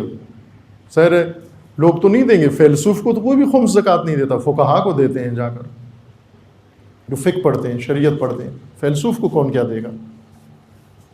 لیکن سارا بھرم فیلسوف سے قائم ہے. سارا بھرم. اگر فیلسوف نہ ہو، نہ دیندار دین ثابت کر سکتا ہے، نہ خدا پرست خدا ثابت کر سکتا ہے، نہ فلک شناس فلک ثابت کر سکتا ہے، نہ ستارہ شناس ستارہ ثابت کر سکتا ہے، نہ سائنسدان اپنا سائنس ثابت کر سکتا ہے، نہ تجربہ ثابت کر سکتا ہے، اگر فیلسوف و فلسفہ نہ ہو. اور نہ سیاست ہو سکتی ہے، نہ سوسائٹی بن سکتی ہے. ایک تصویر مجھے پیچھے نظر آئی سید جمال الدین کی، انہی کی ہے، میں نے پڑھا نہیں.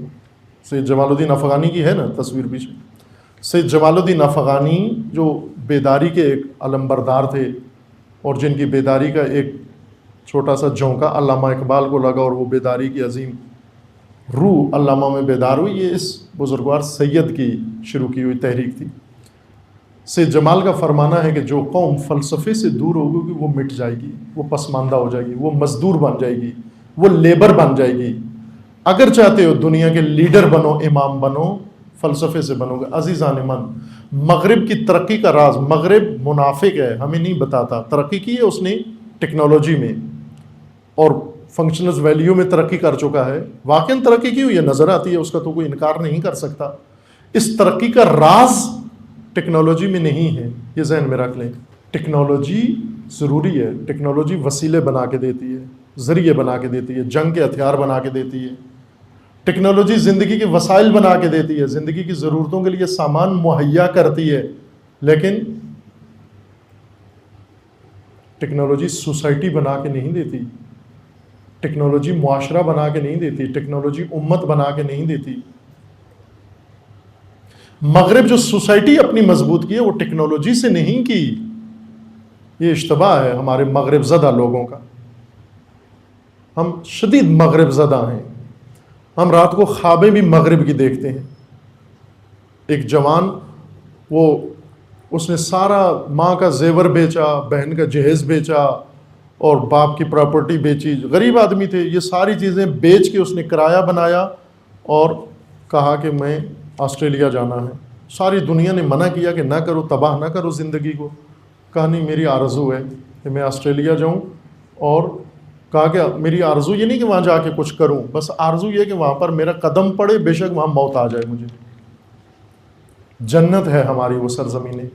وہاں کی بہت ساری چیزیں ہمیں بڑی اچھا لگتی ہیں. چند دن قبل ایک ڈاکٹر آئے وہاں سے، تو بہت تعریف کر رہے تھے مغربی اس مال کی، اور انہوں نے ایک من گڑت قول بھی سنایا. کہا حضرت علی علیہ السلام فرماتے ہیں کہ جو سرزمین تمہارا بوجھ اٹھائے وہی تمہارا وطن ہے. میں نے کہا بھائی یہ تو بہت خرابی ہو جائے گی اگر اس قول کو مان لیں ہم. تو اس کا مطلب یہ ہے کہ جو چیز تمہارا پیٹ بھرے وہی تمہارا رزق ہے.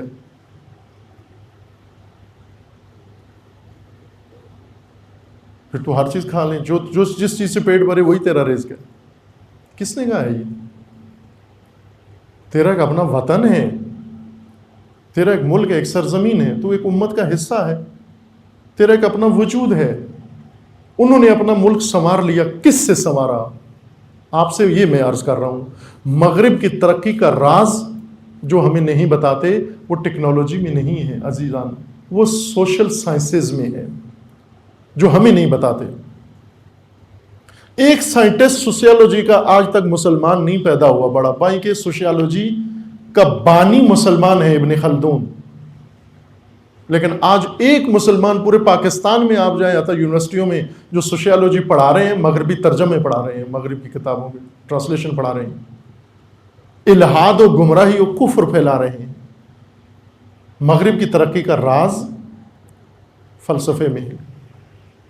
وہی مغربی فلسفہ، مادی فلسفہ، اس کو بنیاد قرار دیا ہے انہوں نے. اس کی بیس پر سوسائٹی بنائی ہے.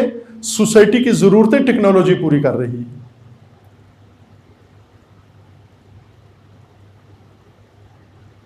ہمیں لگا دیا لیبر بننے پر، مزدور بننے پر. اس لیے میں آپ عزیزوں سے یہ خواہش کر رہا ہوں کہ آپ ہمت کریں دلیری سے. ابھی بھی بدل سکتے ہیں اپنے سبجیکٹ. حتیٰ میں یہ گزارش کروں گا، یہ دلیروں کے لیے کہہ رہا ہوں، شجاعوں کے لیے، کہ اب فائنل ایئر میں ہو تو یہیں سے بدل دو، فلسفہ پڑھو. اگر ملت بچانی ہے، قوم بچانی ہے، فلسفہ پڑھو آپ کو.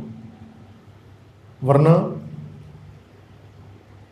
وہی 2 کورس نان جو کے پیچھے اپنی ساری عمر برباد کر دو گے. بزدلانہ راہوں پر چل کر انسان کبھی بھی دلیرانہ کام نہیں کر سکتا.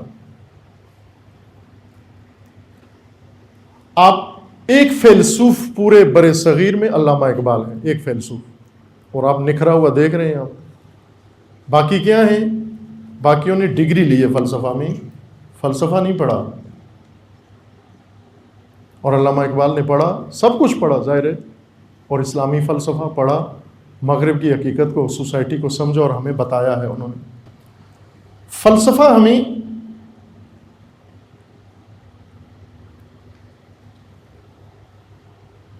توجہ فرمائیں، میں ایک اور نقطے کی طرف بھی اشارہ کر دوں کہ اب یہ فلسفی باتیں ہیں آگے، ظاہر سامنے سارے چونکہ اہل فلسفہ نہیں ہیں، میں ان باتوں کو ڈیٹیل میں نہیں لے جاؤں گا، وہ الگ ماحول کی ضرورت ہے. فلسفے میں بنیادی بات شناخت کی ہے، سب سے بنیادی بات شناخت ہے. شناخت کا مرحلہ فلسفے کو تقسیم کر دیتا ہے 2 حصوں میں یا چند حصوں میں. فلسفے کی ڈویژن اس وجہ سے ہے. شناخت میں ایک طبقہ ایسا ہے جو شناخت کو کہ ہم حقائق کو پہچان سکتے ہیں، یہ اس کو ناممکن قرار دیتا ہے. یا ممکن نہیں ہے، ہم اشیاء کو، حقائق کو پہچان سے عاجز ہیں، ممکن ہی نہیں ہے ہمارے پاس کہ ہم اشیاء کو پہچان سکیں. ایک طبقہ اس کو ممکن سمجھتا ہے کہ نہ، ہم حقائق کو پہچان سکتے ہیں، لیکن جیسی اشیاء ہیں آیا واقعاً ویسا ان کو پہچان سکتے ہیں یا نہیں، اس میں ان کو شک ہے یا اس میں تردید ہے کہ اشیاء کی حقیقت کچھ اور ہے اور ہمیں جو ہمارے پاس آتی ہیں حواس کی مدد سے یا مختلف ذریعوں سے وہ کچھ اور ہیں. جس طرح مرزا غالب کا وہ مشہور شعر ہے کہ ہیں کواکب کچھ نظر آتے ہیں کچھ، کواکب ہیں کچھ اور، دکھتے کچھ اور ہیں، دیتے ہیں دھوکہ یہ بازیگر کھلا. یہ ایک فلسفی مکتب کی ترجمانی ہے مرزا غالب کی زبان سے کہ ہیں کواکب کچھ نظر آتے ہیں کچھ. اگرچہ ہمارے یہاں ہر چیز ایک خاص مصرف کے لیے، علامہ اقبال کے شعر ہیں وہ صابن بیچنے کے لیے ایڈ میں استعمال کیے جاتے ہیں. سنتے ہیں نا، یہ ایک ایڈ ٹی وی پہ چلتی ہے کہ ہر جگہ میرے چمکنے سے اجالا ہو جائے. گائے سوپ کا جو ایڈ آتا ہے اس میں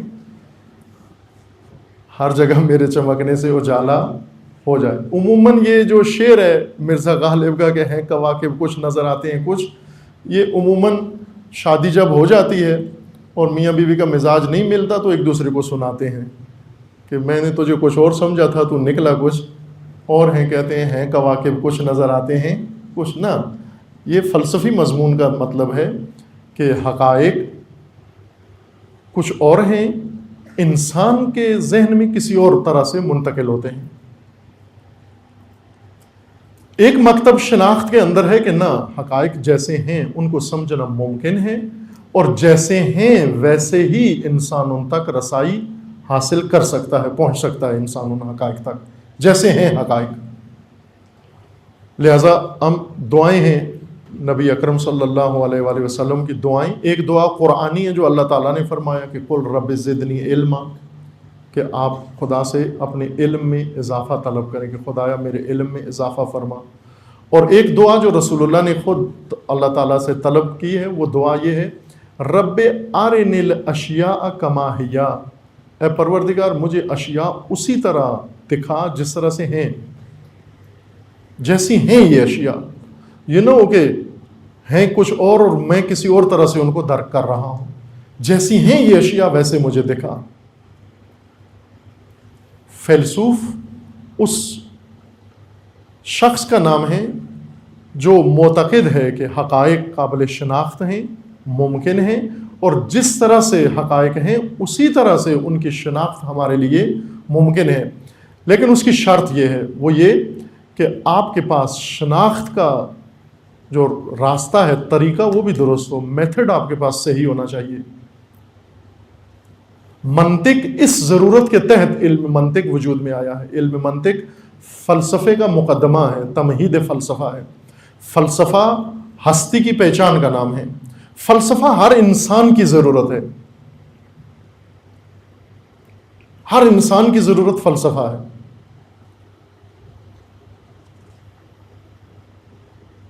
منطق حقیقت کی پہچان کے ذریعے کو درست کرنے کا نام ہے کہ اس کو درست سمجھو آپ. جب آپ حقیقت کی پہچان کی طرف جاتے ہو، جس طریقے سے جا رہے ہو، پہچاننا چاہتے ہو، اس طریقے کو پہلے ٹھیک کر لو آپ. مثلا آپ جانا چاہتے ہیں، فرض کریں اسلام آباد سے آپ لاہور جانا چاہتے ہیں گاڑی کے ذریعے، تو پہلے گاڑی مکینک کے پاس بھیج کے چیک کروا لو کہ گاڑی ٹھیک ہے یا نہیں، اور روڈ ٹھیک کروا لو اور ڈرائیور ٹھیک رکھو آپ اپنا. پہلے طریقے، راستے، وسیلے ٹھیک کر لو تاکہ راستہ طے کر کے مقصد تک پہنچ سکو آپ. فلسفہ انسان کو حقائق کی شناخت کراتا ہے. شناخت کے طریقے کی اصلاح اور درستگی منطق کے ذریعے سے ہوتی ہے، علم منطق کے ذریعے سے. اس لیے منطق کے بغیر فلسفہ قابل فہم نہیں ہے، قابل درک نہیں ہے، غلطیاں کرتا ہے انسان. مسلمانوں کے اندر بہت بدگمانی پھیلائی گئی ہے فلسفہ کے متعلق. حتیٰ غزالی جیسے عالم و فاضل انسان فلسفے کے بارے میں سب سے زیادہ مسلمانوں میں بدگمانی غزالی نے پھیلائی ہے.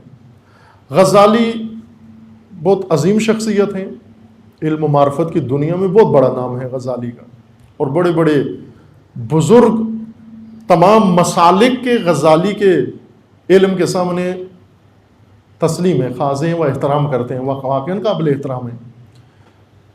لیکن کہتے ہیں کہ بڑا آدمی جب پھسلتا ہے تو گرتا بھی پھر بڑے طریقے سے. یہی ایک جو ان کے ہاں ہوئی غلطی، وہ یہی فلسفہ کے بارے میں غلط فہمی. تحافت الفلاسفہ لکھ کر انہوں نے لکھا بھی ہے، یعنی وجہ بھی لکھ دی ہے کہ فلسفے میں غزالی کی پیچیدگی کا مسئلہ کیا تھا. غزالی نے جو کچھ پڑھا ہے استادوں کے پاس پڑھا ہے سوائے فلسفے کے. عربی استاد کے پاس پڑھی ہے، پرشین استاد کے پاس پڑھی ہے، صرف و نحو، ادبیات، لٹریچر، ہر چیز، قرآن، حدیث، تاریخ، فقہ، شریعت، کلام، یہ سب کچھ استاد کے پاس پڑھا ہے سوائے فلسفے کے. فلسفے کو مطالعہ کیا ہے، اسٹڈی کی ہے خود گھر میں، اور وہ بھی کس کی؟ ابن سینا کی کتاب شفا. ابن سینا کی کتاب ہے، 10 جلدیں، بڑی وزنی، لمبی. ان کی مطالعہ کیا غزالی نے، اور پھر آخر میں لکھا، جب مطالعے سے فارغ ہوئے تو کہا کہ قد امرضنی الشفا، مجھے شفا نے مریض کر دیا ہے. لوگوں کو شفا، بیماری سے شفا دیتی ہے، غزالی کو شفا نے بیمار کر دیا ہے. کیوں؟ یہاں کچھ چیزیں ہوتی ہیں جو استادوں کے پاس پڑھنے سے آتی ہیں، کچھ چیزیں انسان خود سیکھ سکتا ہے. آپ نے ممکن ہے موٹر سائیکل خود سیکھ لی ہوگی، آپ نے کمپیوٹر خود سیکھ لیا ہو، لیکن آپ کو علوم استادوں کے پاس پڑھنے چاہیے. آپ جتنے بھی ذہین ہو، استاد کے بغیر، جیسے ایک وہ پنجابی محاورہ ہے نا کہ پیر کے بغیر پت نہیں ہوتی، عزت نہیں ہوتی. جس کا پیر نہیں ہے اس کی عزت، یہ محاورہ ہے. اب یہ نہیں کہ باہر نکل کے پیروں کے پیچھے دوڑ پڑے آپ، ایسے محاورہ پیروں نے بنایا ہوا ہے. پیر کے بغیر عزت نہیں ہوتی، اور استاد کے بغیر کوئی تدبیر. بے استادہ آدمی نظر آ جاتا ہے. بے استادہ انسان، جس کا کوئی استاد نہ ہو، وہ صاف نظر آ جاتا ہے. غزالی کا فلسفے میں کوئی استاد نہیں تھا، اور فلسفہ وہ علم نہیں ہے جو بغیر استاد کے سمجھ میں آ جائے. رہنما چاہیے. بغیر استاد کے پڑھا، سمجھ میں نہیں آیا، غلط فہمیاں ہوئیں. اپنی غلط فہمیوں کو بجائے اپنی گردن میں ڈالنے کے فلسفے کی گردن میں ڈال دیا. تحافت الفلسفہ کتاب لکھی انہوں نے، جبکہ لکھنے کیا چاہیے تھا؟ تحافت فہم الفلسفہ، فلسفہ سمجھنے میں جو تناقضات پیش آئے ہیں، نہ کہ تحافت الفلسفہ. فلسفے میں کیا تحافت ہے؟ تناقض ہے فلسفے میں. غزالی کو یہ نصیحت کرنی چاہیے تھی کہ بغیر استاد کے کبھی فلسفہ نہیں پڑھنا، ورنہ میرے والا حال ہو جائے گا تمہارا. یہ نصیحت تلقین کرنی چاہیے تھی. انہوں نے تلقین یہ کی کہ فلسفہ نہ پڑھنا. دوسروں نے بھی آ کر اس کو کہا فلسفہ نہ پڑھنا ورنہ زندیق ہو جاؤ گے تم. دوسری مشکل فلسفے کے اندر یہ ہے کہ فلسفہ جنہوں نے پڑھا استاد کے پاس نہیں پڑھا. ایک استاد کے پاس نہیں پڑھا، دوسرا جو فلسفہ پڑھا وہ فلسفہ نہیں تھا. ہر چیز جو فلسفے کے نام پر رائج ہو جائے تو فلسفہ نہیں ہے. ابھی اس وقت علاج معالجے کے بہت سارے طریقے آپ کے پاس رائج ہیں. مثلا بہت ساری بیماریاں ہیں جو جن ہیں، پاکستان میں کہتے ہیں جن زدگی ہے، جن بابا کے پاس لے کے جاؤ اس کو. اور ممکن ہے آپ نے بھی ایسے کیا ہو، یا آپ کے رشتہ داروں میں گھروں میں یہ کام ہوا ہو، چھوٹا یا بڑا یا عورت یا مرد، اس کو کوئی بیماری ہوئی ہو اور کہا گیا ہو اس کے اوپر سایہ ہو گیا ہے، جن ہو گیا ہے، پیر صاحب کے پاس لے جاؤ، اور پیر صاحب نے جن نکالتے نکالتے روح ہی نکال دی اس کی. یعنی آپ جس کے پاس علاج کے لیے جانا چاہیے تھا اس کے پاس نہیں گئے، کسی غلط آدمی کے پاس چلے گئے آپ. وہ طب نہیں ہے، وہ میڈیکل نہیں ہے، تو گمراہی ہے، ہلاکت ہے. یہ بہت ساری چیزیں جو فلسفہ کے نام پر تلقین کی جاتی ہیں، بتائی جاتی ہیں یہ فلسفہ ہے، یہ نہیں ہے فلسفہ. فلسفہ استاد کے پاس پڑھیں اور دقیق علم پڑھیں، تیاری کے ساتھ پڑھیں، آمادگی کے ساتھ پڑھیں. آسان علم ہے فلسفہ. یقین جان لیں کہ ایک فیلسوف، مغربی فیلسوف نے کتاب لکھی ہے، یہ مشہور شہیر رائٹر جس نے تاریخ تمدن لکھی ہے، تاریخ تمدن کا رائٹر ویل ڈیورینٹ، اس نے ایک کتاب اور لکھی ہے لذات فلسفہ، فلسفے کی لذتیں. یعنی ایسا لذیذ علم ہے فلسفہ، لذت بخش علم ہے فلسفہ. لیکن ہم جس ماحول میں جاتے ہیں وہاں فلسفہ کفر و الحاد و فلاں فتوے ڈر جاتا ہے. اور پھر ساتھ یہ تھریٹ بھی موجود ہو کہ فلسفہ پڑھو گے تو بھوکے مرو گے. پھر دوسرا رکاوٹ، تیسری، چوتھی یہ ہے کہ فلسفہ پڑھنے جائیں آگے سے اور اینٹ شینٹ پڑھا کے بتا دیتے ہیں کہ یہ فلسفہ ہے. سمجھ نہ اس کو آتی ہے نہ مجھے آتی ہے کہ فلسفہ کیا ہے. بہت ہی آسان، لذت بخش، وہ مستقیم علم ہے فلسفہ. فلسفے سے انسان کی سوچ بنتی ہے، درست بنتی ہے، بنیاد بنتی ہے، قوم بنتی ہے، ملت بنتی ہے، علوم بنتے ہیں. سب کچھ کی بنیاد فلسفہ ہے. اگرچہ میں نے جیسے عرض کیا نا کہ ایک فقی جب فلسفے کا انکار کر رہا ہوتا ہے، وہ اسے کہیں کہ آپ خدا کو مانتے ہو، قیامت کو مانتے ہو؟ کہتے ہیں ہاں مانتا ہوں. قیامت ہے. یہی تو فلسفہ ہے، یہ قیامت کا ہونا یہ فلسفہ ہے. اب آپ نہ کہو گے یہ فلسفہ ہے، لیکن یہی فلسفہ. اب ایک آدمی پاکستان میں آ کر اسلام آباد میں رہے اور یہ کہے کہ نہیں میں اسلام آباد میں نہیں ہوں، آپ کے انکار سے نفی تو نہیں ہو جاتی؟ آپ ہیں اسلام آباد میں، اس وقت آپ مان نہیں رہا کہ میں اسلام آباد میں ہوں، اس کو اناد ہے اسلام آباد سے یا پاکستان سے، قبول نہیں کر رہا ہے، اسلام آباد میں ہے. اب جب ہم نہ چاہتے ہوئے بھی فلسفی ہیں تو کیوں نہ پھر آگاہانہ طور پر ہم فلسفہ کی طرف آئیں. اس رجحان کی ضرورت ہے. اس وقت ہمارے علمی اداروں کے اندر جو فلسفہ ترجمہ ہو کر آیا ہے، مغربی فلسفہ، وہ بھی تاریخ فلسفہ ہے. خود مغربی فلسفہ بھی ترجمہ ہو کر منتقل نہیں ہوا. اصل بنیاد مغربی اور اسلامی فلسفے کی جدائی شناخت پر ہے. سب سے پہلا موڑ جہاں سے دونوں الگ ہو گئے، شناخت کے باعث میں. شناخت کے بعد پھر ظاہر ہے ایک نے اپنا راستہ لیا، دوسرے نے اپنا راستہ لیا. اس کا راستہ یہاں پہنچا، مادیت تک، تجربے تک. جو چیز تجربے میں آتی ہے وہ ہے، جو تجربے میں نہیں آتی وہ نہیں ہے. اور اسلامی فیلسوف کا راستہ الگ ہو گیا کہ تجربے کے بعد عقل بھی ہے، وہ عقل کے ساتھ دل بھی ہے. یہیں سے فلسفے کے مکتب وجود میں آئے ہیں. فلسفے کے کئی مکاتب ہیں. ایک فلسفہ معروف ہے فلسفہ مشاء کے نام سے، ارسطوئی فلسفہ. ایک فلسفہ مشہور ہے افلاطونی. شخصیات، چونکہ یہ فلسفے کے بڑے نام ہیں لہٰذا ان سے، جیسے ہم دیوبند و بریلوی کہتے ہیں نا. دیوبند تو رسول اللہ کی کوئی اصطلاح نہیں ہے، نہ صحابہ کی ہے، نہ اہل بیت کی ہے دیوبند. نہ بریلویت ان کی اصطلاح ہے. نہ یہ کیوں ہوا؟ اس وجہ سے کہ دو جگہیں ہیں انڈیا کے اندر، ایک بریلی ہے اور ایک دیوبند ہے. دیوبند میں جن علماء نے پڑھا ہے اس گاؤں میں یا اس مدرسے میں جو دیوبند میں تھا وہ دیوبندی ہو گئے، جنہوں نے بریلی میں پڑھا وہ بریلوی ہو گئے. ورنہ مذہب تو اور ہے، بریلویت تو مذہب نہیں ہے، وہ جگہ ہے. یا جیسے آج کل کہہ دیتے ہیں شیعوں میں نجفی اور یہ قمی ہے، جو نجف میں پڑھا وہ نجفی ہے، جو قم میں پڑھا ہے وہ قمی ہے مثلا. وہ یہ جگہوں کی وجہ سے منسوب ہے، نسبتیں ہیں یہ ان کی. فلسفہ شخصیات کی طرف منسوب ہے. ارسطو کا فلسفہ، افلاطون کا فلسفہ، اشراقیوں کا فلسفہ، رواقی فلسفہ، یونانی فلسفہ، فلاں شخصیت کا فلسفہ، فلاں کا فلسفہ، مثلا رسل کا فلسفہ اور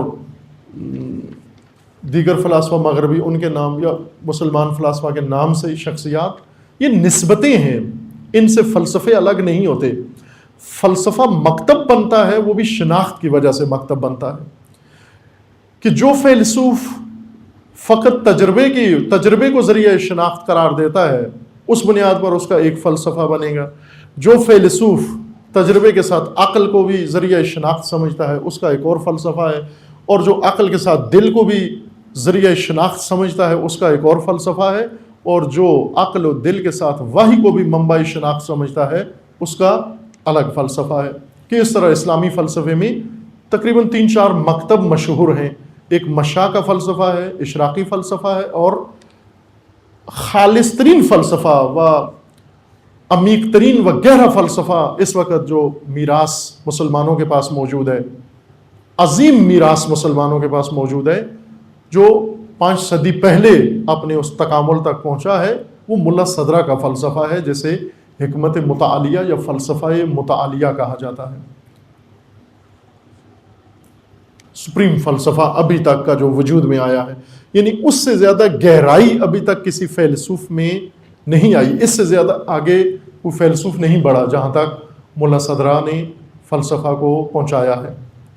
آپ یقین جان لیں کہ دین و فلسفہ میں 1% بھی تضاد پر ٹکراؤ نہیں ہے، بشرطے کہ دین ہو اور فلسفہ ہو، فلسفے کے نام پر زہر مار نہ ہو اور دین کے نام پر چھاچ نہ ہو، دین ہو واقعی حقیقی دین ہو، اللہ کا دین، قرآنی دین، نہ لوگوں کے ذہن کا گڑھا ہوا دین، اور فلسفہ بھی برہانی دین ہو، قرآن و برہان۔ ہمارے استاد بزرگوار نے کتاب لکھی ہے کہ قرآن و برہان اور عرفان ایک دوسرے سے جدا، یعنی ایک دوسرے سے یا کہیں ایک تیسرے سے جدا نہیں ہیں۔ قرآن و برہان و عرفان ایک چیز کے 3 نام ہیں، ایک ہی حقیقت کے 3 نام ہیں، عنوان ہیں۔ پس اس وجہ سے آپ مطمئن رہیں کہ کسی قسم کا تضاد نہیں ہے۔ دین و عقل میں کوئی تضاد نہیں ہے۔ دین و عقل کے تضاد کی وہ بات کرتے ہیں جو نہ دین سے آشنا ہے نہ عقل سے آشنا ہے، انہیں نہیں پتا عقل عین سے لکھا جاتا ہے یا الف سے لکھا جاتا ہے، عقل 2 نقطے والی قاف سے لکھتے ہیں یا ٹنڈے والی قاف سے لکھتے ہیں، لیکن بحث کرتے ہیں آ کر دین و عقل الگ الگ ہیں، دین کہیں لے جاتا ہے، عقل کہیں اور لے جاتی ہے۔ مشکلات یہ ہیں ہماری۔ آپ آئیں، ان چیزوں کو پڑھیں، سمجھیں، اور اسی سے آپ کے ذہنی افق کھلیں گے۔ اگر آپ فلسفہ پڑھ لیں آپ کو قرآن ایک اور طرح سے سمجھ میں آئے گا، دین ایک اور طرح سے سمجھ میں آئے گا، کائنات ایک اور طرح سے سمجھ میں آئے گی آپ کو، زاویہ نگاہ آپ کا بدل جائے گا، افق ذہن کا آپ کا کھل جائے گا۔ فلسفہ ہر علم کی ماں بھی ہے۔ فلسفے کے بارے میں بہت ساری، فلسفے کے بارے میں 3 تعبیریں میں تینوں استعمال کر دیتا ہوں۔ فلسفہ ام العلوم، رئیس العلوم، خادم العلوم ہے۔ جس طرح ایک ماں بھی ہے، یعنی جنم بھی دیتی ہے، ماں سرپرست بھی ہوتی ہے، اور ماں خدمت بھی، بچوں کو پالتی بھی ہے۔ ماں کی آغوش میں بچے پلتے ہیں، اور جو بچہ ماں کی آغوش میں پلتا ہے صحیح تربیت ہوتا ہے۔ اسی طرح علوم فلسفے سے پیدا ہوتے ہیں، فلسفے کے زیر سرپرستی رہتے ہیں، رئیس ہے فلسفہ ان کا، وہ فلسفہ پرورش بھی، پروان بھی ان کو فلسفہ چڑھاتا ہے۔ اس پرورش کے لحاظ سے خادم العلوم ہے، سرپرستی کے لحاظ سے رئیس العلوم ہے، اور ان کو موضوع دینے کے لحاظ سے مادر ہے، ام العلوم ہے فلسفہ۔ ساری داستان فلسفے میں آ کر ختم ہوتی ہے، لیکن ہم ایک ایسے معاشرے میں رہتے ہیں جہاں پر ہمیں بہت دور کر دیا گیا فلسفے سے، فتووں کی مدد سے، جہالت کی مدد سے، خرافات کی مدد سے۔ اتنی حساسیت خرافات میں نہیں ہے جتنی فلسفے کے اوپر ہے۔ وہ علماء، یہ علمی دینی مدرسوں کے اندر امام خمینی فرماتے ہیں کہ امام خمینی فیلسوف ہیں، بہت اعلیٰ درجے کے، بڑی سطح کے، کلاس اول کے فیلسوف ہیں امام خمینی۔ امام خمینی فرماتے ہیں میں چونکہ فلسفہ پڑھاتا تھا، انقلاب سے پہلے کی بات ہے، اور قم کا مشہور مدرسہ فیضیہ، وہاں پر امام خمینی گئے۔ امام کے بیٹا جو شہید ہو گئے نجف میں، مصطفیٰ خمینی، یہ اس وقت چھوٹے تھے، نوجوان تھے، یہ امام خمینی کے ساتھ ساتھ جا رہے تھے۔ ایک مٹکا مدرسے میں رکھا ہوا تھا پانی پینے کے لیے، جس میں سب پانی پیتے تھے، تو مصطفیٰ خمینی نے، امام خمینی کے فرزند نے وہاں سے پانی پیا۔ پانی پینے کے بعد وہ چلے گئے باپ بیٹا دونوں۔ بعد میں مولانا آئے جو وہاں رہ رہے تھے، انہوں نے آ کر وہ مٹکا بھی دھویا، وہ گلاس بھی دھویا، برتن بھی دھویا، جگہ بھی ساری دھوئی انہوں نے۔ انہوں نے دھویا اس کو، مسجد کو، مٹکے کو دھویا. دوسروں نے پوچھا بھی کیوں دھو رہے ہو مٹکے کو؟ تو انہوں نے کہا کہ فیلسوف کے بیٹے نے پانی پیا ہے. یعنی فیلسوف، فلسفہ نجس ہے، فلسفہ پڑھانے والا نجس ہے، نہ خود نجس ہے بلکہ اس کا بیٹا بھی نجس ہے. یہ ماحول تھا. اس ماحول میں امام خمینی نے فلسفہ پڑھا. امام خمینی بنتا کیوں ہے آدمی؟ دلیری سے. امام خمینی صرف امریکہ کو گرا کے و شاہ کو گرا کے دلیر نہیں ثابت ہوئے. امام خمینی نے جب فلسفے کو کفر و نجاست سمجھا جاتا تھا، امام خمینی نے وہاں اسی حوزے میں رہ کے فلسفہ پڑھا. یہ ثابت کیا کہ یہ راہ ہے درست. یہ کہا جاتا ہے مختلف طریقوں سے، لیکن اس کی پرواہ نہ کریں. آپ فلسفہ پڑھیں اور رغبت دلائیں، خصوصاً جو ذہین عزیزان ہیں، خواتین و مرد پڑھیں. فلسفے میں تقسیم ہے، فلسفہ نظری و عملی ہے. مغربی فلسفے کی خصوصیات اور اسلامی فلسفے کی خصوصیات ایک وسیع مضمون ہے کہ وقت آپ کا کم ہے. پہلے بھی وقت کم ہی تھا اور موضوع بھی زیادہ ہے. اس کی کوئی اختتام و انتہا نہیں ہے، اتنا کافی ہے. اب آپ تبرکاً کوئی ایک سوال اگر پوچھنا چاہتے ہیں تو پوچھیں. سوال ایک دیا ہے عزیز نے، وہ یہ ہے کہ کیا فلسفہ کسی چیز کی وجہ کو نہیں کہتے؟ جب ہم کہتے ہیں کہ فلسفہ دین کیا ہے، یعنی دین کی وجہ کیا ہے. فلسفہ تخلیق یعنی خلقت کی وجہ کیا ہے. یہاں پر اور دیگر جگہ پر آپ کی فلسفہ کی تعریف میں فرق کیوں ہے؟ بھلے یہ اصطلاح استعمال ہوتی ہے. شکریہ جس نے سوال کیا ہے. توضیحی سوال ہے، وضاحت کے لیے سوال ہے. فلسفہ دو جگہوں پر استعمال ہوتا ہے. ایک ہم کہتے ہیں علم فلسفہ اور ایک سائنس کے طور پر، اور ایک جب اس کو لاحقہ بنا کر کسی کے ساتھ چسپان کرتے ہیں، جیسے فلسفہ دین، فلسفہ خلقت، فلسفہ کائنات، فلسفہ حرکت. یہ سب فلسفہ کا جو لفظ استعمال ہوتا ہے اس میں بھی مقصود یہی ہوتا ہے فلسفہ سے مراد. لیکن وہاں چونکہ فلسفہ اصل ہستی کا علم ہے، شناخت کا. شناخت کسی چیز کے ہونے کی شناخت، ہونے میں اس کے ہونے کے اسباب، اس کے ہونے کے مقاصد، اس کے ہونے کے ابعاد اور پہلو، یہ فلسفہ کے ذمے ہیں کہ یہ شے ہے کیوں ہے. فلسفہ کے ذمے اشیاء کا ہونا، حقائق کا ہونا، اور اس ہونے کا ریزن، علت کہ کیوں ہے، کہاں سے ہے، اس کا سبب کیا ہے اس کے ہونے کا. اور ایک غایت و مقصد فیلسوف بیان کرتا ہے کہ اس کا مقصد کیا ہے. لہذا جب آپ فلسفہ علم، فلسفہ دین کے نام سے بات کرتے ہیں تو یا اس کے ذریعے سے اس کی علت پوچھ رہے ہیں یا مقصد پوچھ رہے ہیں، اس کا مقصد کیا ہے. کیوں اس کو فلسفہ کہتے ہیں؟ چونکہ فلسفہ ہونے کے بارے میں جب بات کرتا ہے اس ہونے میں یہ دو پہلو اس کے نظروں میں سب سے زیادہ اہم ہیں. ایک کہ کیوں ہے، یعنی علت اس کے ہونے کی کیا ہے، کس سبب سے یہ وجود میں آیا ہے، اور دوسرا اس کا مقصد کیا ہے. یہ بھی ایک بنیادی فرق ہے فلسفہ غرب اور فلسفہ اسلام میں، کہ فلسفہ اسلام میں کسی شے کے ہونے کے لیے سب سے زیادہ اہمیت اس کی تخلیقی علت کو قرار دیتے ہیں اور اس کے مقصدیت کو قرار دیتے ہیں. جبکہ مغربی فیلسوف نہ علت تخلیقی کو اہمیت دیتا ہے اور نہ علت غائی کو کہ مقصد کو، بلکہ اس کے نزدیک اس کی مادی علت، اس کا میٹیریل زیادہ اہمیت رکھتا ہے کہ یہ کس چیز سے بنی ہے. یہ اس وجہ سے مغربی فلسفے میں اور اسلامی فلسفے میں ایک اور جدائی ہو جاتی ہے. بسم اللہ الرحمن الرحیم. ماشاءاللہ بہت اچھی گفتگو ہوئی اور بہت ساری چیزیں سیکھنے کو ملی. اس سے پہلے بھی جہاں تک میرے نالج میں ہے فلسفہ، جہاں تک میں نے پڑھا اور جہاں تک ٹیچر حضرات سے میں نے سنا، ایک دفعہ پہلے بھی یہ کوشچن میری نظر سے گزرا تھا اور ایک ٹیچر صاحب جن کا نام پتہ یاد نہیں مجھے، ان سے یہ کوشچن میں نے کیا تھا کہ فلسفہ کی ابتدا کب اور کہاں سے ہوئی، اور فلسفہ کا سب سے پہلا استاد کون سا ہے. اس کا جواب انہوں نے مجھے کچھ یوں دیا تھا کہ ایک دفعہ ایک فلسفی تھے، وہ اور ان کا بیٹا دونوں ناشتہ کر رہے تھے. تو ناشتے میں ایک انڈا تھا. تو جو فلاسفر صاحب تھے انہوں نے اپنے بیٹے سے کہا کہ یہ ایک انڈا ہے. بیٹا بھی فلاسفر تھا, اس نے کہا فار ایگزامپل ہم یہ کہتے ہیں کہ یہ 2 انڈے ہیں. انڈا وہاں پہ ایک ہی موجود تھا, 2 نہیں تھے. لیکن بیٹے نے کہا نہیں, ہم ایگزامپل دیتے ہیں کہ یہاں پہ ایک انڈا نہیں ہے بلکہ 2 انڈے ہیں. تو کافی دیر ان کی بحث ہوتی رہی.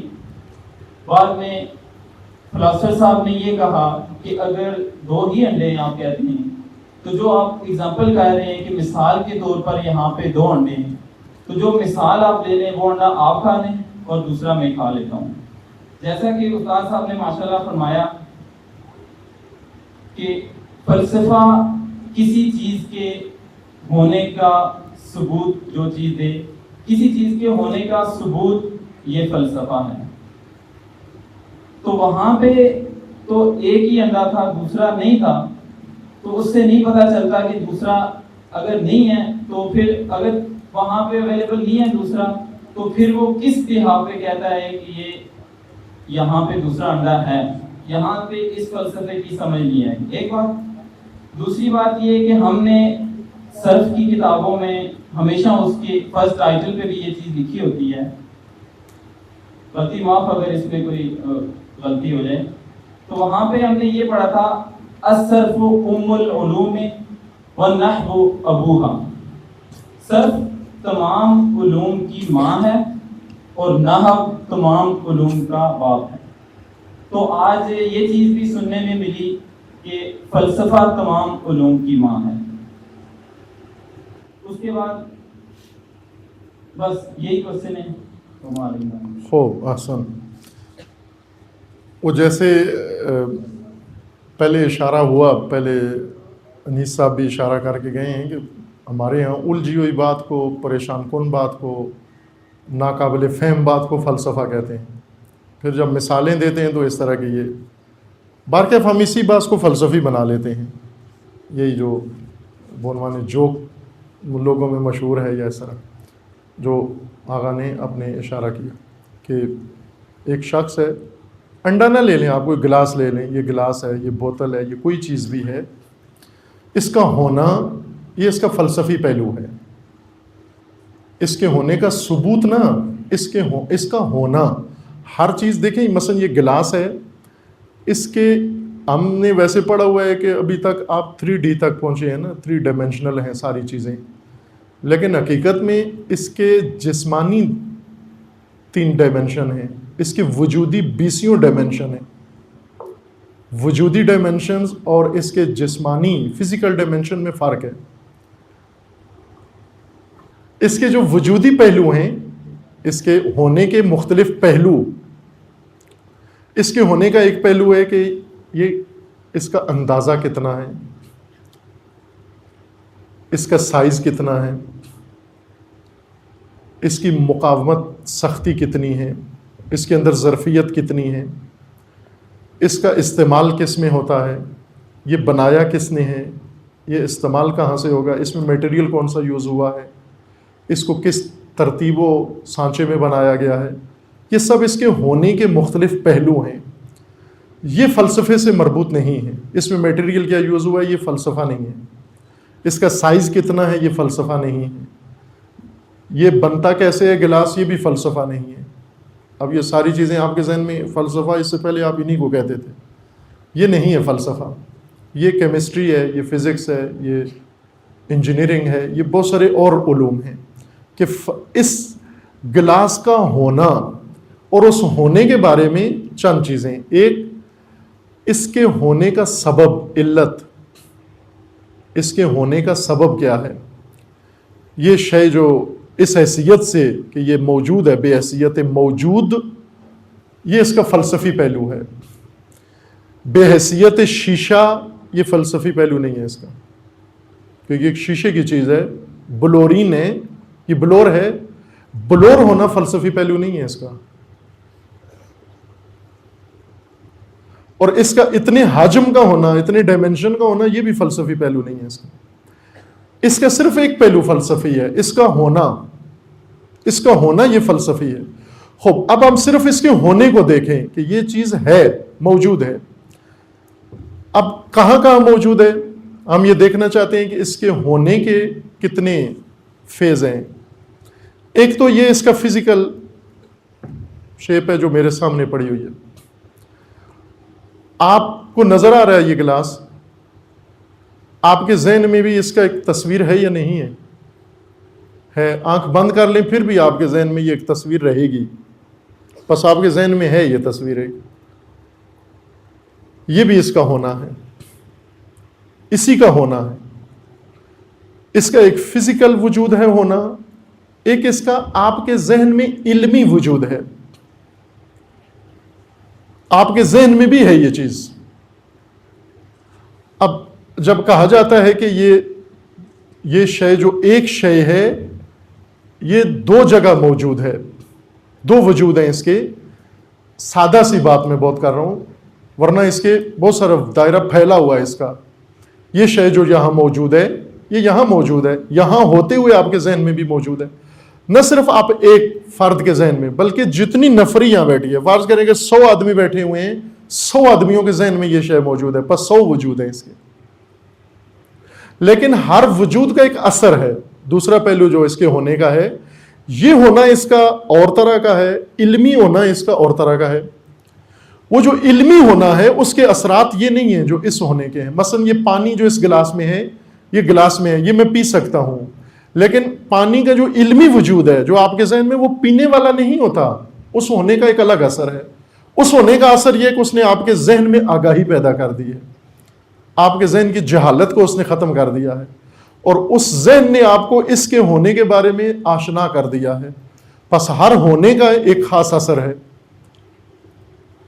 ہر شے ایک وجود نہیں, اس کے وجود کا دائرہ بہت پھیلا ہوا ہے, لیکن اس کے ہونے کی جو کیٹیگریز ہیں وہ مختلف ہیں. یہ اس کی ایک ایگزسٹنٹ ہے اور اس کی ایک آپ کے ذہن میں ہے, ایک ان کے ذہن میں, ایک ان کے ذہن میں, ایک ان کے ذہن میں ہے. خوب اسی طرح آپ اس کو لکھتے ہیں, آپ لکھتے ہیں گلاس, آپ زبان سے بولتے ہیں پانی. یہ جو آپ نے زبان سے کہا پانی, یہ بھی اسی کا ایک وجود ہے جو آپ نے لفظی وجود اس کو کہتے ہیں. جو آپ نے کاپی پہ ڈائری پہ لکھ لیا وہ اسی پانی لکھا, پانی کا کتبی وجود ہے. جو آپ کے یہاں ذہن میں ہے یہ ذہنی وجود ہے, جو یہاں موجود ہے یہ اس کا فزیکل وجود ہے. بس ایک چیز کا ہونا کئی طرح کا ہونا ہے. اب یہ میں نے سادہ سی بات کی ہے, لیکن اگر آپ اس کو ذرا مزید گہرائی میں لے جائیں تو بقول ایک فیلسوف دیگر میر فندرسکی فیلسوف ہیں, بہت ہی عظیم الشان, ملا صدرہ کے معاصر ہم زمان ہیں, آج سے 500 سال پہلے کے. ان کا ایک شعر ہے بڑا خوبصورت, وہ یہ کہ یہ شے جو یہاں موجود ہے یہ ابھی یہاں ہوتے ہوئے یہ ساری اشیاء عالم بالا میں موجود ہیں, عالم ملکوت میں بھی موجود ہیں یہ سب کچھ, لیکن ملکوتی وجود کے ساتھ موجود ہیں. اور جو کچھ ملکوت میں ہے وہ سارا لوح محفوظ میں بھی موجود ہے. سارا کچھ سب کچھ, چونکہ یہ سب کچھ لوح محفوظ سے آیا ہے نا. یہ جب لوح محفوظ میں آیا ہے تو وہاں سے سکپ کر کے نہیں آیا, وہاں ہوتے ہوئے یہاں بھی ہے. ان کا شعر یہ ہے اسی وجود کے بارے میں کہ آسمان چرخ با این اختران خوش و نغز و زیبا استی. چرخ با این اختران فارسی شعر ہے. چرخ با این اختران خوش و نغز و خوش و زیبا استی. صورتی در زیر دارد آنچه در بالا استی. این سخن را بر نفهمد هیچ فهم ظاہری گر ابو علی نصری و گر ابو علی سینا استی. چونکہ ان کو اس مسئلے میں اعتراض تھا لہٰذا انہوں نے کہا کہ یہ بات شاید کسی کی سمجھ میں نہ آئے, لیکن یہ ہے کہ ابھی مثلا علم الہی میں یہ ہے یا نہیں, یہ چیز جو میرے ہاتھ میں پکڑی ہوئی ہے اللہ کے علم میں ہے یا نہیں ہے. یہ آپ کہہ سکتے ہیں یہ علم الہی میں نہیں ہے, ہے. بس اس کا مطلب ہے کہ ایک ہونا اس کا ابھی علم الہی میں بھی ہے, وہ بھی ایک ہونا ہے اس کا. ہم کہتے ہیں نا یہ عرض عریض ہے, اس کا ایک عرض عریض ہے. اسی طرح ایک اس کا طول ہے, ایک اس کا عرض ہے اس کے ہونے کا. آپ جہاں دیکھیں گے آپ کو ملے گی. یہ علم جبریل میں دیکھیں تو گلاس کا علم جبریل کو بھی ہے, بس ایک ہونا اس کا وہاں بھی ہے. آپ کے ذہن میں جتنی چیزیں ہیں وہ دوسری جگہ بھی موجود ہیں ساری, لیکن اس کے ہونے میں بھلے فزیکل شیپ میں یہ ایک ہی ہے. ہونا اس کا مختلف ہے، لیکن یہ ہونا اس کا یہ ایک ہی ہونا ہے، یہ دو نہیں ہے۔ دوسرا سوال آپ کا کہ آپ نے سنا تھا کہ الصرف ام العلوم والنحو ابو العلوم، یہ ادبیات کے لیے، ادب کے لیے ہے، علوم ادبیہ 14 علم ہیں ادب کے، 14 علوم ہیں جن کو لٹریچر کہا جاتا ہے۔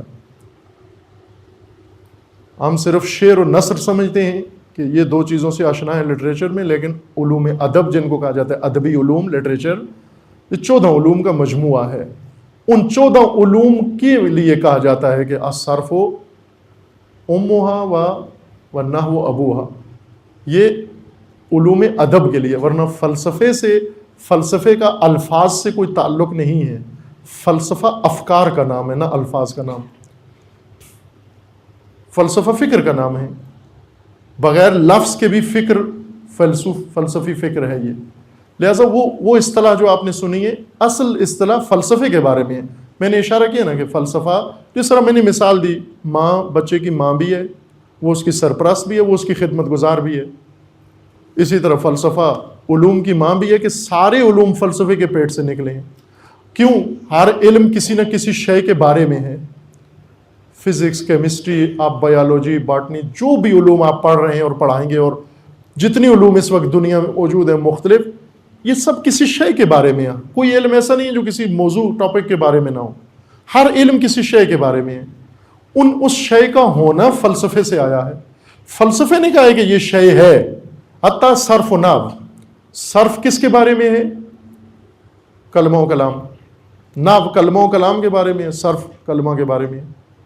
صرف کا موضوع کلمہ ہے۔ خب صرف کا موضوع جب کلمہ ہے، آیا کلمہ موجود ہے یا معدوم ہے؟ موجود ہے۔ کلمے کی موجودیت صرف نے ثابت کی ہے یا فلسفے نے؟ فلسفے نے ثابت کی ہے۔ صرف کو تو ثابت کرنا نہیں آتا، صرف کو صرف گھمانا آتا ہے۔ جیسے گاڑی بنائی ڈرائیور نے نہیں ہے، اس کو صرف سٹیئرنگ گھمانا آتا ہے، اس کو راؤنڈ لگانا آتا ہے، اس کو ویلنگ کرنا آتی ہے، بنانا نہیں آتی۔ اگر پنچر ہو جائے پنچر بھی نہیں لگا سکتا، پھر ورک شاپ پہ لے جاتا ہے۔ صرف جو ہے ڈرائیور کی طرح ہے۔ کلمہ فلسفے نے دیا ہے اس کو کہ ایھا الصرف، کلمہ نامی موجود ہے، یہ چیز موجود ہے، ایگزسٹ کرتی ہے۔ تیرا کام ہے اس کے ڈائمینشن بیان کرنا، کتنی شکلیں بنا سکتا ہے تو اس کی۔ کلمہ ہے، اب تو بتا کہ اس کی کتنی شکلیں بن سکتی ہیں، صرف لگ جاتا ہے اس کی شکلیں بنانے میں، اور شکلیں بنا کے آپ کو 20 شکلیں بنا کے دے دیتا ہے کہ یہ اس کی شکلیں ہیں۔ اسی طرح نحو اس کا ایک اپنا، اسی طرح دوسرے علوم ہیں جو دیگر پڑھتے ہیں سارے۔ انسان کے اجتماعی پہلو کو کیسے سمجھیں؟ الہی فلسفے کی بنیاد پر معاشرہ سازی کے بنیادی اصولوں کی طرف رہنمائی۔ یہ جو آپ کے سوال ہیں، اگرچہ بظاہر ایک سطر کے سوال ہیں، لیکن بہت عمیق ہیں، بہت گہرائی ہے۔ ان سارے سوالوں میں سے کم از کم وقت ایک نشست کا چاہیے جو آج آپ نے کی ہے ان سوالوں کے جواب کے لیے۔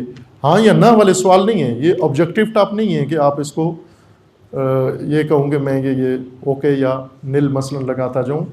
ان چیزوں کو اگر فلسفی پہلو سے ان کو دیکھیں کہ بہت اہم سوال ہیں۔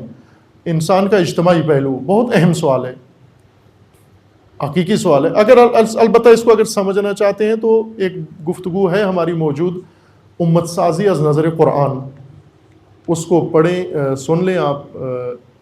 islamimarkaz.com ویب سائٹ کا ایڈریس ہے، وہاں پر آپ کو یہ مل جائے گی، امت سازی از نظر قرآن کریم۔ وہاں پر انسان کے اجتماعی پہلو کے بارے میں وضاحت موجود ہے۔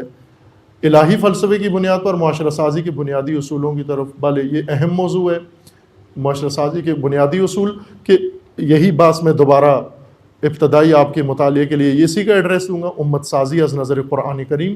اس میں وہ اصول ہیں، اور ایک سنن الہی در قرآن کریم۔ قرآن کریم میں سنن الہی یہ دوسرا ٹاپک ہے، یہ اس کے میں ایڈریس دے دیا مطالعے کے لیے، لیکن اس موضوع پر فلسفے کے نقطۂ نگاہ سے الگ فرصت چاہیے ہمیں، جس سے ہم تفصیل اس کی بیان کریں۔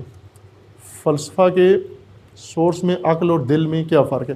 یہ میں نے جان بوجھ کے چھوڑ دیا، دل کی طرف نہیں گئے کہ آپ کے دلوں میں یہ بات رہ جائے تشنگی۔ بات ظاہر مختصر کی جائے تو مبہم رہتی ہے، بات کھلتی نہیں ہے، بات اس سے غلط فہمیاں پیدا ہو جاتی ہیں، الجھن پیدا ہو جاتی ہے۔ کسی اور فرصت میں انشاءاللہ اس بات کو کریں گے. میں نے جان بوجھ کے آگے بات بڑھائی نہیں ہے عقل و دل میں فرق والی بات کو, کہ تھوڑا سا وقت چاہیے, کچھ ذہن آمادہ کیے جائیں اور کچھ تمہید بیان کی جائے. انشاءاللہ کسی اور فرصت میں عرض کروں گا آپ کی خدمت میں اگر اللہ تعالیٰ نے توفیق دی. اگر اپنے مضامین بدلنے ہوں تو فلسفہ علم حاصل کرنے کے لیے بہترین کون سا ہے؟ میں FSC کر رہی ہوں, اب فلسفہ پڑھنا چاہتی ہوں اور زیادہ علامہ اقبال کو بھی پڑھتی اور سمجھتی ہوں, مشورہ دیں. خوب ہے الحمدللہ. ایک دلیری بھی دکھائی تو ایک خاتون نے دکھائی یہیں پر, محترمہ نے فیصلہ کر لیا. اللہ تعالیٰ توفیق دے آپ کو. آپ خود فلسفہ اسلامی موضوع رکھیں, جو پاکستان میں آپ کو میسر ہے وہاں پر حاصل کریں. اگر پاکستان میں نہ ہو تو پاکستان سے باہر مواقع ہیں, خصوصاً فلسفہ اسلامی کے لحاظ سے اس وقت بہترین مقام قم مقدسہ ہے, جہاں اسلامی فلاسفہ موجود ہیں, بڑی اعلیٰ سطح کے فلاسفہ, لیکن گمنام ہیں کئی وجوہات کی وجہ سے. ایک تو فلسفے کے بارے میں تعصب ہے, ایک دوسرے تعصبات ہیں جن کی وجہ سے ہمارے یہ سرمائے, یہ انسانی سرمائے ہیں, دینی سرمائے ہیں, گمنام ہیں. یہ ان کے پاس پڑھ سکتے ہیں, البتہ مناصر نہیں ہیں ان میں. آپ مصر میں ہیں اس وقت, بہت عظیم فلاسفہ ہیں, اور دیگر بہت ساری جگہوں پر ہیں, لیکن اگر آپ پڑھنا چاہیں تو یہ مواقع ہیں. آپ فلسفہ اسلامی موضوع رکھیں اپنا پڑھنے کے لیے, تاکہ انشاءاللہ بنیاد بن جائے آپ کے اگلے مطالعات کے لیے, جو اللہ تعالیٰ توفیق دے گا.